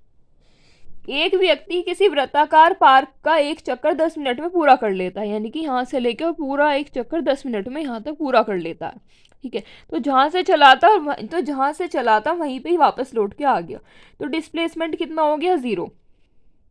तो क्वेश्चन क्या है? एक व्यक्ति किसी वृत्ताकार पार्क का एक चक्कर 10 मिनट में पूरा कर लेता है, अगर ऐसा करने में 20 न्यूटन का बल लगाया जाए तो कार्य बताइए। तो कार्य तो 0 हो जाएगा, क्योंकि डिस्प्लेसमेंट 0 है। भाई यहाँ से चला तो लौट के यहीं पर आ गया, डिस्प्लेसमेंट 0 हो गया, तो कार्य कुछ किया ही नहीं। मतलब किसी आदमी को ये कह दो कि हाँ तूने इतना सारा जो चक्कर लगाया है 10 मिनट में, इतनी मेहनत करके रनिंग की है, तो तूने कोई काम नहीं किया, काम तेरा 0 है। एक व्यक्ति 20 न्यूटन का भार लेकर स्टेशन के बाहर 2 साल से खड़ा है, तो उसने कितना कार्य किया? 0, क्योंकि वो एक ही जगह खड़ा है, डिस्प्लेसमेंट हुआ ही नहीं, इसलिए 0 हो गया। अब एक व्यक्ति पहले सीढ़ियों पे चढ़ा, फिर सीढ़ियों पे से वापस लौट के यहीं पे आ गया, तो उसने कितना काम किया? 0, क्योंकि डिस्प्लेसमेंट 0 हो गया, तो कुछ काम ही नहीं किया उसने। अब ऐसा केस जब कार्य ऋणात्मक होता है, जैसे देखो ये वाला केस, ये जो सामान है ये नीचे ऐसे फिसलाया जा रहा है, फिसला के ला रहे हैं इसको, ठीक है। तो ये फोर्स जो है, ये फोर्स लगा रहा है ये ऊपर की तरफ, ठीक है, फोर्स लगा रहा है ये सामान ऊपर की तरफ, और इसको जहां ले जाया जा रहा है वो दूरी है नीचे की तरफ। तो फोर्स और दूरी के बीच का एंगल कितना है? 180। तो W equals to F D cos 180, cos 180 की वैल्यू -1 है, तो W इक्वल्स टू कोस 180 -1 हो गया, तो W इक्वल्स टू माइनस का F इंटू डी हो गया। अब देखो एनर्जी, तो कार्य करने की क्षमता को ऊर्जा कहते हैं। कार्य करने की क्षमता को क्या कहते हैं? ऊर्जा। The capacity of doing work is called energy, यानी कि जिसके अंदर ज़्यादा कैपेसिटी है काम करने की, उसके अंदर ऊर्जा ज़्यादा है, जिसके अंदर कैपेसिटी कम है काम करने की, उसकी ऊर्जा कम है। तो ये एक अदिश राशि है, स्केलर क्वांटिटी है, इसका SI मात्रक भी, इसका भी जूल ही होता है। तो एनर्जी का या फिर ऊष्मा का या फिर कार्य का, सबका मात्रक जूल होता है, ठीक है, SI मात्रक जूल होता है। और CGS पद्धति में इसका मात्रक जो होता है अर्ग होता है, ठीक है। तो 10 की मतलब 1 जूल बराबर 10⁻7 अर्ग। इसको हम वैसे भी देख सकते हैं, एक मिनट जरा देखती हूँ इसको। अब देखो 1 जूल किसके बराबर होता है? 1 न्यूटन मीटर। न्यूटन क्या होता है? किलोग्राम मीटर पर सेकंड स्क्वायर। मीटर ये होता है, ठीक है। किलोग्राम को ग्राम में चेंज करोगे तो 10⁻3, मीटर को सेंटीमीटर में चेंज करोगे तो 10⁻4 अपॉन में सेकंड स्क्वायर, तो 10⁻7 gram centimetre upon second square. अब है ऊर्जा के प्रकार यानी कि टाइप्स ऑफ एनर्जी। तो एक तो है पवन एनर्जी यानी कि वाइंड एनर्जी, एक है सौर एनर्जी यानी कि सोलर एनर्जी। मतलब कितनी टाइप की ऊर्जा इन जनरल होती है, वैसे होती तो बहुत टाइप की है, बट कुछ चुनिंदा लिखी है। नाभिकीय ऊर्जा मतलब न्यूक्लियर एनर्जी, जल ऊर्जा मतलब हाइड्रो एनर्जी, रासायनिक ऊर्जा मतलब केमिकल एनर्जी, विद्युत ऊर्जा मतलब इलेक्ट्रिकल एनर्जी, यांत्रिक ऊर्जा मतलब मैकेनिकल एनर्जी। अब एनर्जी को चेंज भी करते हैं, जैसे डैम होता है, डैम जो होते हैं डैम की हेल्प से हम क्या करते हैं? हाइड्रो एनर्जी को चेंज करते हैं इलेक्ट्रिकल एनर्जी में। अब देखो यांत्रिक ऊर्जा जो होती है, मैकेनिकल एनर्जी, ये फर्दर 2 टाइप की होती है, काइनेटिक एनर्जी और पोटेंशियल एनर्जी, ठीक है। अब सबसे पहले पढ़ेंगे हम काइनेटिक एनर्जी, ठीक है। तो गति, क्योंकि इसका नाम है गतिज ऊर्जा। गतिज ऊर्जा क्या होती है? गति की वजह से जो ऊर्जा उत्पन्न होती है उसको गतिज ऊर्जा बोलते हैं, ठीक है। तो इसका फॉर्मूला क्या होता है? Half into mass into velocity का स्क्वायर। और इसका विमीय सूत्र क्या होता है? मास का m होता है, वेलोसिटी यानी कि मीटर पर सेकंड स्क्वायर, तो L metre square upon second square, तो L2T-2 हाफ इंटू द्रव्यमान इंटू वेग का स्क्वायर। किसी वस्तु में उसकी गति के कारण उत्पन्न ऊर्जा को ही गतिज ऊर्जा कहते हैं।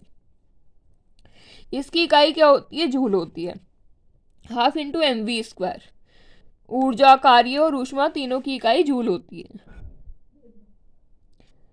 रनवे पर चलता हुआ प्लेन जो है, क्योंकि वो धीरे धीरे चलना शुरू होता है, तो वो भी गतिज ऊर्जा का ही एग्जाम्पल है। मतलब पहले जब वो रनवे पे खड़ा है तो उसके अंदर सारी एनर्जी पोटेंशियल एनर्जी है। पोटेंशियल एनर्जी विराम अवस्था की एनर्जी होती है। फिर जब वो चलना शुरू हुआ तो धीरे धीरे उसकी विराम अवस्था जो है दूसरी अवस्था में चेंज हुई, गति की अवस्था में, तो वो उसके अंदर कौन सी एनर्जी आ गई? Kinetic energy. सड़क पर चलती हुई कार या बस, वो भी उसी का एग्जाम्पल है काइनेटिक एनर्जी का। अगर मास 10 kg है और वेलोसिटी 2 किलोमीटर पर सेकंड है, तो काइनेटिक एनर्जी कितनी होगी? तो हाफ mv स्क्वायर से कैलकुलेट कर ली। काइनेटिक एनर्जी 9 जूल है, मास 2 kg है, तो v कैलकुलेट कर लिया इसी फॉर्मूले से, half mv square. Kinetic energy 36 joule है, v जो है वो 4 किलोमीटर पर सेकंड है, तो मास कैलकुलेट कर लिया यहाँ से कि kinetic energy equals to half mv square से।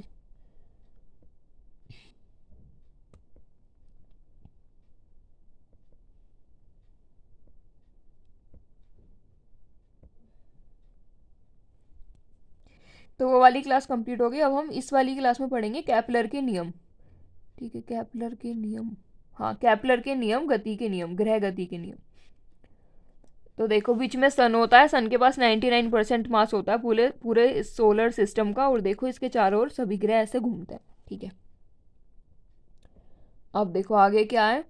सौर मंडल में कुल 8 ग्रह होते हैं और एक सूर्य होता है। सूर्य हमारे सौर मंडल के केंद्र में स्थित होता है और सूर्य सौर मंडल का सबसे बड़ा तारा भी है। सौर मंडल का सबसे बड़ा तारा है, लेकिन इससे बड़े तारे और भी हैं। सभी ग्रह निरंतर सूर्य की परिक्रमा करते हैं। इन सभी ग्रहों को आंतरिक व बाह्य ग्रहों में विभाजित किया जाता है। आंतरिक व बाह्य ग्रहों को क्षुद्र ग्रह पट्टी बांटती है। देखो, यानी कि एस्ट्रॉइड बेल्ट। तो सबसे पहले बुध होता है, मरकरी, एक सेकेंड, मरकरी, वीनस, अर्थ, मार्स, जुपिटर, सैटर्न, यूरेनस और नेपच्यून। ठीक है, ऐसे होते हैं ये ग्रह। और सबसे बड़ा बृहस्पति होता है, फिर शनि, फिर अरुण, फिर वरुण। मतलब ये वाले होते हैं सबसे बड़े, बृहस्पति, शनि, अरुण, वरुण। फिर उसके बाद हमारी पृथ्वी, फिर पृथ्वी और शुक्र, ये दोनों एक दूसरे के वैसे भी जुड़वा होते हैं, इनका ऑलमोस्ट सब कुछ सेम ही होता है। फिर पृथ्वी, फिर शुक्र, फिर मंगल और फिर सबसे छोटा बुध। ठीक है, ऐसे होते हैं। तो बड़े में सबसे पहले तो इन चारों को लगा दो। अच्छा, ये जो शुरू के 4 हैं और ये जो लास्ट के 4 हैं, इनके बीच यहाँ पे, चौथे और 5वें के बीच यहाँ पे एस्ट्रॉइड बेल्ट होती है, जिसे क्षुद्र ग्रह पट्टी पीछे लिखा था। तो देखो, अब देखो, पृथ्वी के सबसे नजदीक शुक्र होता है। सबसे नजदीक शुक्र ग्रह कैसे हो सकता है? अच्छा, पृथ्वी के सबसे नजदीक शुक्र होता है और सूर्य के सबसे नजदीक बुध होता है। तो पृथ्वी के सबसे नजदीक क्या होता है? सूर्य होता है, वो शुक्र होता है, शुक्र। सूर्य अपनी धुरी पर पश्चिम से पूर्व की ओर, एक्चुअली ग्रह से पहले एक ये वाली क्लास रह गई है, ये वाली। पोटेंशियल एनर्जी क्या होती है? यूज स्थितिज ऊर्जा, मतलब जो स्थिति के कारण होती है, वस्तु के अपनी स्थिति के कारण उत्पन्न ऊर्जा होती है। मतलब अगर वो मोशन में है तो मोशन में, सॉरी, अगर वो विराम में है तो विराम में रहेगा, अपनी स्थिति में ऐसी एज इट इज रहेगा, तो इसलिए उसके अंदर स्थितिज ऊर्जा होती है। यूज कस टू mgh, ये इसको भी जूल में मेजर करते हैं। ठीक है, और इसको ऐसे ही कैलकुलेट करते हैं जैसे 1 किलो की चीज़ है, 10 जी की वैल्यू 10 मान लो अगर, या 9.8 वैसे होती है, और h हाइट पे है वो, तो इतने जूल उसकी एनर्जी है, इतनी हाइट पे है वो, 1 किलो इसका वजन है, ऐसे करके इसको कैलकुलेट करते हैं। ये देखो, इसके न्यूमेरिकल भी है, इसका विमीय सूत्र भी सब सेम होता है, इसको भी जूल में मेजर करते हैं। अब शक्ति, शक्ति क्या होती है? कार्य करने की दर, मतलब कार्य करने का रेट। देखो, कार्य करने की क्षमता ऊर्जा होती है, एनर्जी, और कार्य करने की दर जो होती है वो शक्ति होती है। ठीक है, टाइम के साथ आप कितना कार्य करते हो वो आपकी शक्ति होती है। तो ये अदिश राशि है, और शक्ति इज टू कार्य बटे समय, ऊर्जा बटे समय, या फिर पावर, मतलब work upon time, energy upon time. तो अब एनर्जी की ये होती है जूल अपॉन सेकंड, तो जूल अपॉन सेकंड को वाट बोलते हैं, वाट। एनर्जी, वो पावर की यूनिट क्या होती है? वाट। ठीक है, अब 1 अश्व शक्ति, अश्व शक्ति सोचने में ऐसा लग रहा है ना कि अश्व शक्ति शक्ति की यूनिट होगी, लेकिन अश्व शक्ति जो होती है उसमें 746 वाट होते हैं, 746 वाट होते हैं। और अश्व शक्ति जो है ये अश्व शक्ति जो है ये पावर की यूनिट है। अश्व शक्ति पावर की यूनिट है। 1 अश्व शक्ति, 1 हॉर्स पावर, 746 वाट। देखो ये रहा, मतलब अश्व शक्ति शक्ति की ही यूनिट है, वो बात सही है। और mL2T-2 अपॉन में T, यानी कि mL2T-3 ये इसकी यूनिट होती है, मतलब इसकी विमीय सूत्र होता है इसका। 1 किलोवाट यानी कि 1000 वाट, जहाँ भी किलो आएगा वहाँ पे 10⁻³ आता ही है। ठीक है, अब न्यूमेरिकल देख लेते हैं जरा इसका। न्यूमेरिकल क्या है इसका? कि एक व्यक्ति 20 किलोग्राम के एक पत्थर, देखो, एक व्यक्ति 20 किलो के एक पत्थर 40 न्यूटन का बल लगाकर इतने मीटर ऊपर की ओर फेंकता है। जैसे एक पत्थर है, ये मान लो ये पत्थर है, इसको ऐसे फेंक दिया ऊपर की ओर, कितना फोर्स लगा के फेंका? 40 न्यूटन का। तो फोर्स लगा ऊपर की तरफ। ठीक है, तो जब फोर्स ऊपर की तरफ लगेगा, एक मिनट, ये क्या डिनोट कर रहा है, एक बार इसको वीडियो में देखना पड़ेगा। अच्छा, ये ऐसे दिखाता है कि जिसने समय कम लिया है उसकी शक्ति ज़्यादा है, जिसने समय ज़्यादा लिया है उसकी शक्ति कम है, ये इसको डिनोट कर रहा है और कुछ नहीं। हाँ, तो हम क्वेश्चन पे आते हैं। 20 किलो यानी कि m हो गया 20 kg, न्यूटन का फोर्स, यानी कि F हो गया 40 न्यूटन। इतना विस्थापित किया जाता है 20 मीटर, ये विस्थापन हो गया। 30 सेकंड का समय लगता है, ये टाइम हो गया। तो व्यक्ति की शक्ति ज्ञात कीजिए, P equals to W/T। W क्या है? F/D। ठीक है, F क्या हो गया? 40 न्यूटन। D क्या हो गया? 20 मीटर। टाइम क्या हो गया? 30।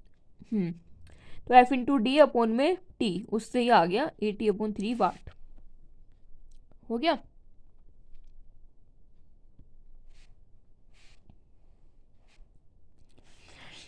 अब सूर्य अपनी दूरी पे पश्चिम से पूरब की ओर घूमता है, यानी कि घड़ी की विपरीत दिशा में घूर्णन करता है। पृथ्वी और अन्य ग्रह भी सूर्य की परिक्रमा करते हैं सभी, और उसी प्रकार सूरज आकाशगंगा के केंद्र की परिक्रमा करता है। सूरज स्पाइरल आर्म में होता है। तो सोलर सिस्टम में बाकी ग्रह सूर्य की परिक्रमा करते हैं, और जो सूर्य होता है वो अपने आप मिल्की वे गैलेक्सी के केंद्र की परिक्रमा करता है। ठीक है, अब यूरेनस और वीनस और देखो बाकी जितने भी ग्रह हैं वो पश्चिम से पूरब की ओर घूमते हैं, ऐसे पश्चिम से पूरब, ऐसे शुरू होकर और पूरब। मतलब ये वाला मेरा उल्टा हाथ है और ये वाला मेरा सीधा हाथ है। एक मिनट,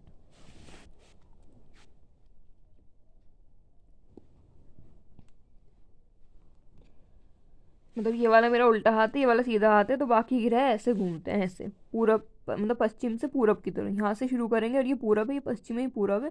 तो यहाँ से घूमते हुए और ऐसा आएंगे। तो पश्चिम से पूरब की तरफ घूमते हैं सभी ग्रह, लेकिन यूरेनस और वीनस होते हैं वो पूरब से पश्चिम की तरफ घूमते हैं, ये दोनों उल्टे घूमते हैं।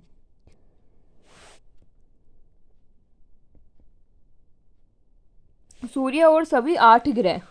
तो जो सूर्य होता है वो स्पाइरल आर्म में होता है, बाकी सभी ग्रह जो होते हैं वो ओरियन आर्म में होते हैं। ओरियन स्पाइरल आर्म में होते हैं, बाकी ओरियन स्पर में होते हैं, ओरियन स्पर में। सूर्य और 8 ग्रह का विवरण। सूर्य व्यास कितना है? 1392200 किलोमीटर, मतलब इतना बड़ा, बहुत ज़्यादा बड़ा। पृथ्वी की तुलना में 110 गुना व्यास। पृथ्वी की त्रिज्या कितनी होती है? 6400 किलोमीटर। तो उसका व्यास कितना हो गया? 12800 किलोमीटर। तो 128 का कितना गुना? 110 गुना। तो लगभग 110 गुना होता है। अब दिन में जो सबसे चमकीला सितारा होता है वो होता है सूर्य अपने आप ही, लेकिन जो रात में सबसे चमकीला सितारा होता है वो होता है प्रोक्सिमा सेंचुरी। नहीं, वो सीरियस होता है, सीरियस। प्रोक्सिमा सेंचुरी जो है वो एक और तारा है जो सूर्य और हमारे सौरमंडल के सबसे समीप है। तो प्रोक्सिमा सेंचुरी एक ऐसा तारा है जो सूर्य और हमारे सौरमंडल के सोलर सिस्टम के सबसे नज़दीक तारा है। सूर्य के अलावा अगर कोई सबसे नज़दीक तारा है तो प्रोक्सिमा सेंचुरी, जो कि 4.24 लाइट ईयर दूर है अर्थ से। सूर्य में परमाणु चलने, अच्छा, सूर्य के अंदर हमेशा एटॉमिक फ्यूज़न होता रहता है, हमेशा इसके अंदर सोलर इक्लिप्स बनती रहती हैं और एटॉमिक फ्यूज़न इसके अंदर हमेशा होता रहता है। सूर्य के अंदर क्या है? हाइड्रोजन हीलियम है मेन। तो हाइड्रोजन 71%, हीलियम 26.5%। इन दोनों की वजह से ही न्यूक्लियर फ्यूज़न होता रहता है, एटॉमिक फ्यूज़न।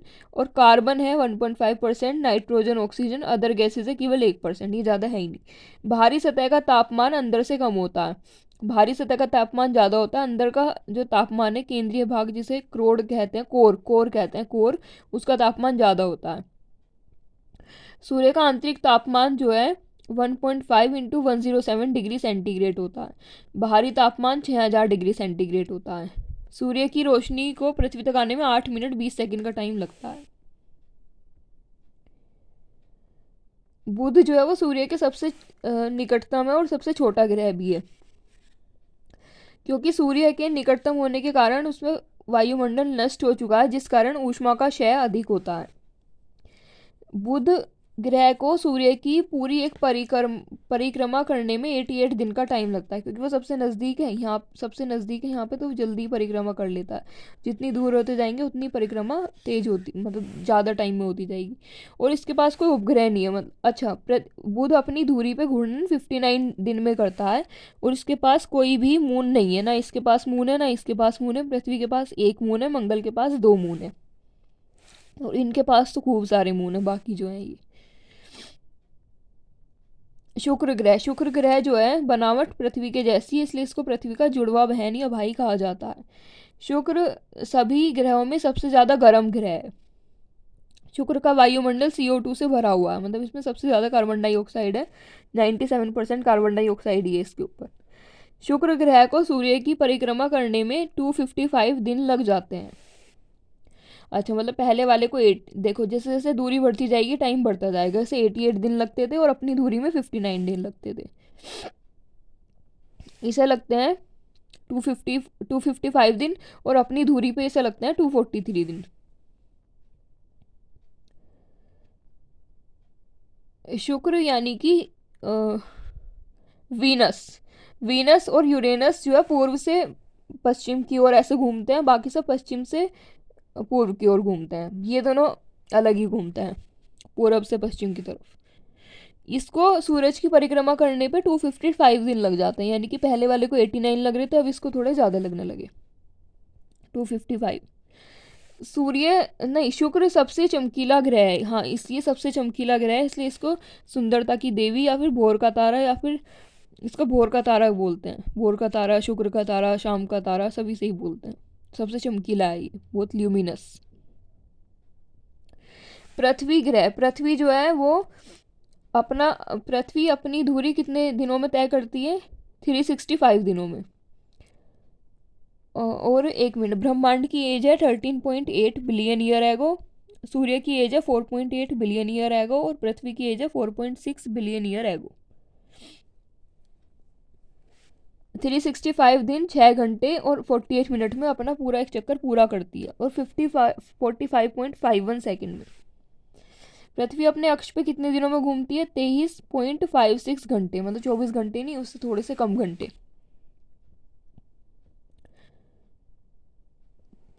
पृथ्वी अपने अक्ष पर 230.5 डिग्री झुकी हुई है। इस झुकाव के कारण ही ऋतु परिवर्तन होता है। पृथ्वी को नीला ग्रह कहा जाता है क्योंकि इस पर 71% पानी है, और अंतरिक्ष से इसका रंग नीला लगता है देखने में। पृथ्वी का केवल एक उपग्रह है, चंद्रमा। हमारे पास एक ही नेचुरल सैटेलाइट है, जो कि 4 लाख किलोमीटर यानी कि 384,400 किलोमीटर दूर है।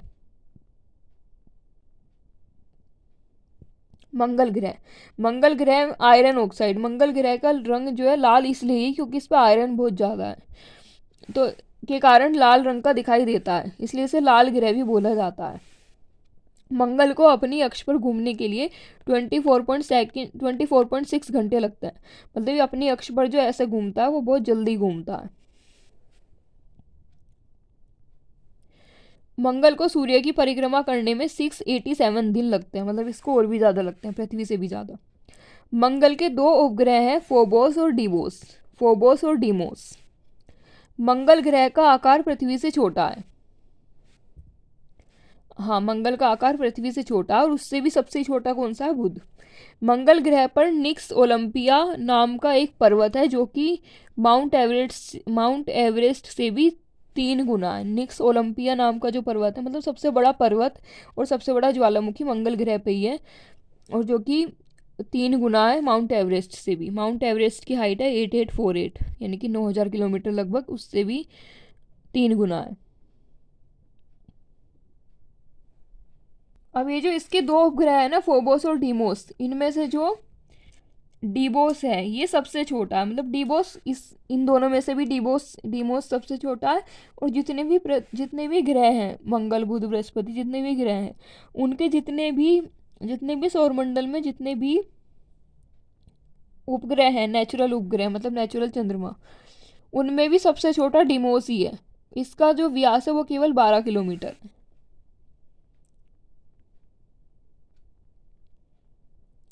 बृहस्पति ग्रहों में सबसे बड़ा है, और बृहस्पति अपने अक्ष पर घूमने के लिए 10 घंटे का समय लेता है, मतलब ये 10 घंटे में ही ऐसे घूम जाता है अपनी एक्सिस पे। ये सबसे जल्दी घूमता है, इसका मतलब सभी ग्रहों में सबसे तेज, जो कि सबसे तेज अपनी दूरी पे ऐसे जल्दी जल्दी ऐसे घूमता है। बृहस्पति के बीच में और मंगल के बीच में एस्ट्रॉइड बेल्ट होते हैं। बृहस्पति ग्रह का तापमान 130 डिग्री सेंटीग्रेड होता है, और बृहस्पति ग्रह में सबसे ज़्यादा उपग्रह हैं बृहस्पति ग्रह, मतलब इसके पास सबसे ज़्यादा चंद्रमा है 95। और इनमें से जो सबसे बड़ा है वो है गैनीमेड सबसे बड़ा है। गैनीमेड मतलब सभी में ही सबसे बड़ा है, मतलब जितने भी ये बाकी और ग्रह हैं ना इनके पास भी जो चंद्रमा है उनमें भी सबसे बड़ा गैनीमेड है। और सबसे छोटा कौन सा है, बाकी सब में भी सबसे छोटा कैलकुलेट किया जाए तो मार्स के पास जो डीमोस है वो सबसे छोटा है। और सूर्य की परिक्रमा करने में बृहस्पति को 12 वर्ष लग जाते हैं, क्योंकि बृहस्पति थोड़ा दूर हो गया, जो जितना दूर होगा उसको उतना ही टाइम लगेगा, तो 12 वर्ष लग जाते हैं। बृहस्पति वजन में तुलना में सारे ग्रहों से केवल 2.5 गुना है बस, मतलब साइज में तो इतना बड़ा है लेकिन वैसे 2.5 गुना है, क्योंकि ये गैस जाइंट है। इन उपग्रहों में गैनीमेड सबसे बड़ा उपग्रह है। गैनीमेड को पूरे सौरमंडल का सबसे बड़ा उपग्रह भी और आकार में यह बुध ग्रह से भी बड़ा है, मरकरी से भी बड़ा है उसका चंद्रमा। सूर्य की पूरी एक परिक्रमा करने में बृहस्पति को 12 वर्ष लगते हैं। बृहस्पति वजन की तुलना में सारे ग्रहों के वजन से 2.5 गुना अधिक भारी है, लेकिन साइज में बहुत बड़ा है। साइज में तो ये पृथ्वी से कितना बड़ा होगा, साइज में ये पृथ्वी से 11 गुना बड़ा है। जुपिटर साइज में पृथ्वी से 11 गुना बड़ा है, लेकिन वजन में केवल 2.5 गुना ज़्यादा है, क्योंकि ये गैस जाइंट है। ये और शनि दोनों गैस जाइंट है। सूर्य दूरी के अनुसार छठे स्थान पर है। वो शनि ग्रह के बारे में पढ़ रहे हैं, तो शनि सूर्य से दूरी के स्थान पर छठे स्थान पर आता है।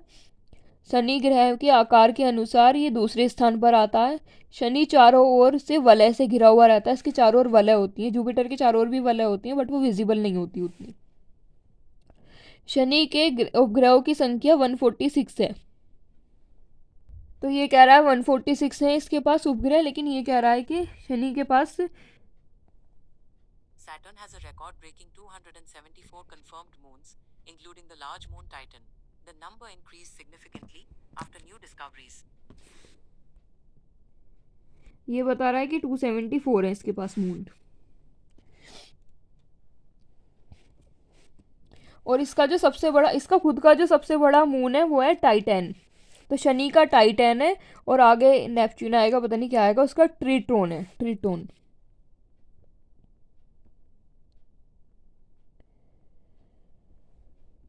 अब है अरुण यानी कि यूरेनस क्या है, यूरेनस 7वें स्थान पे आता है, वैसे ही तीसरा सबसे बड़ा ग्रह है।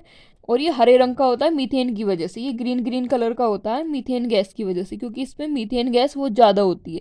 और इसके 27 उपग्रह होते हैं, और ये पूर्व से पश्चिम की ओर घूमता है, मतलब बाकी सब पश्चिम से पूरब, लेकिन ये यूरेनस और वीनस पूरब से पश्चिम।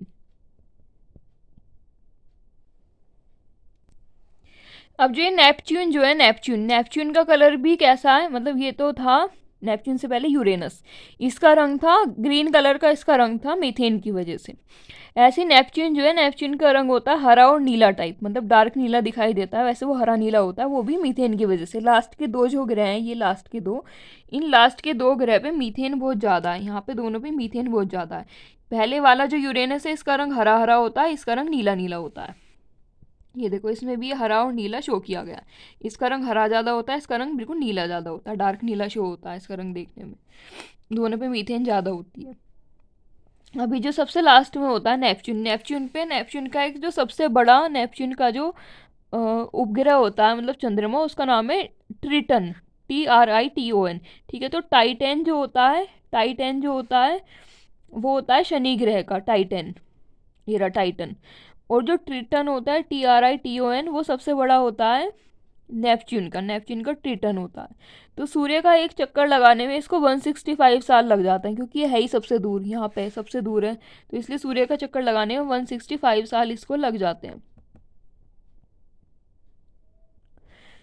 और सूर्य के सबसे अधिक दूर होने के कारण ये सबसे ठंडा है, सबसे ज़्यादा ठंडा यही वाला ग्रह है। और इसके टोटल 14 सैटेलाइट हैं, और बस इतना ही है इसके बारे में। तो अब ये कुछ क्वेश्चन है, क्वेश्चन क्या है, सूर्यमंडल में कितने ग्रह हैं, तो सूर्यमंडल में 8 ग्रह हैं, बुध, शुक्र, पृथ्वी, मंगल, बृहस्पति, शनि, यूरेनस और नेपच्यून। सबसे बड़ा ग्रह बृहस्पति है, सबसे छोटा ग्रह बुध है, सबसे पास ग्रह बुध है, सूर्य के सबसे दूर ग्रह नेपच्यून है यानी कि वरुण। सूर्य के सबसे पास ग्रह नहीं, सूर्य के सबसे पास तो बुध है, लेकिन पृथ्वी के सबसे पास शुक्र है।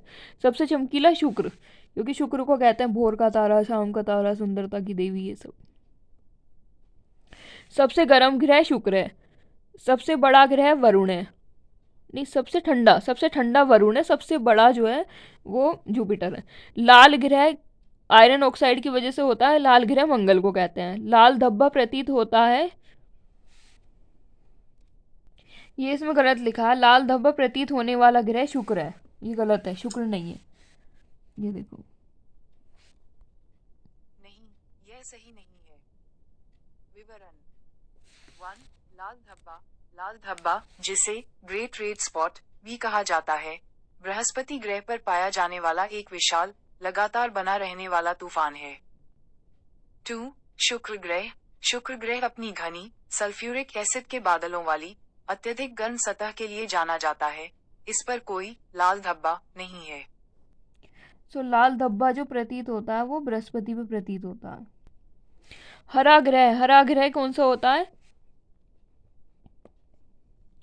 हरा ग्रह मतलब नेपच्यून और यूरेनस दोनों को हरा ग्रह बोलते हैं। वैसे लास्ट वाला जो नेपच्यून होता है वो नीला होता है, डार्क नीला। अरुण हरा ग्रह होता है मीथेन गैस की वजह से, दोनों पे मीथेन होती है।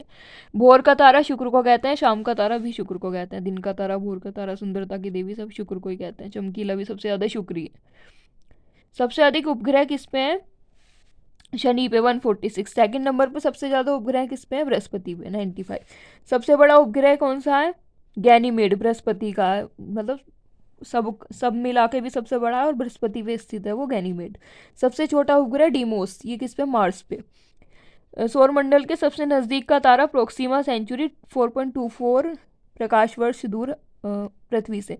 सबसे चमकीला तारा सबसे चमकीला तारा, तो दिन में जो सबसे चमकीला तारा है वो होता है दिन में जो सबसे चमकीला तारा है वो होता है सूर्य, लेकिन रात में जो सबसे चमकीला तारा वो होता है सीरियस सबसे चमकीला तारा है। अपनी धुरी पर सबसे तेज घूमने वाला ग्रह बृहस्पति, 10 घंटे में ऐसे घूम के पूरा एक चक्कर अपनी धुरी पे कंप्लीट कर देता है। और सबसे स्लो कौन सा घूमता है? 243 डेज में शुक्र।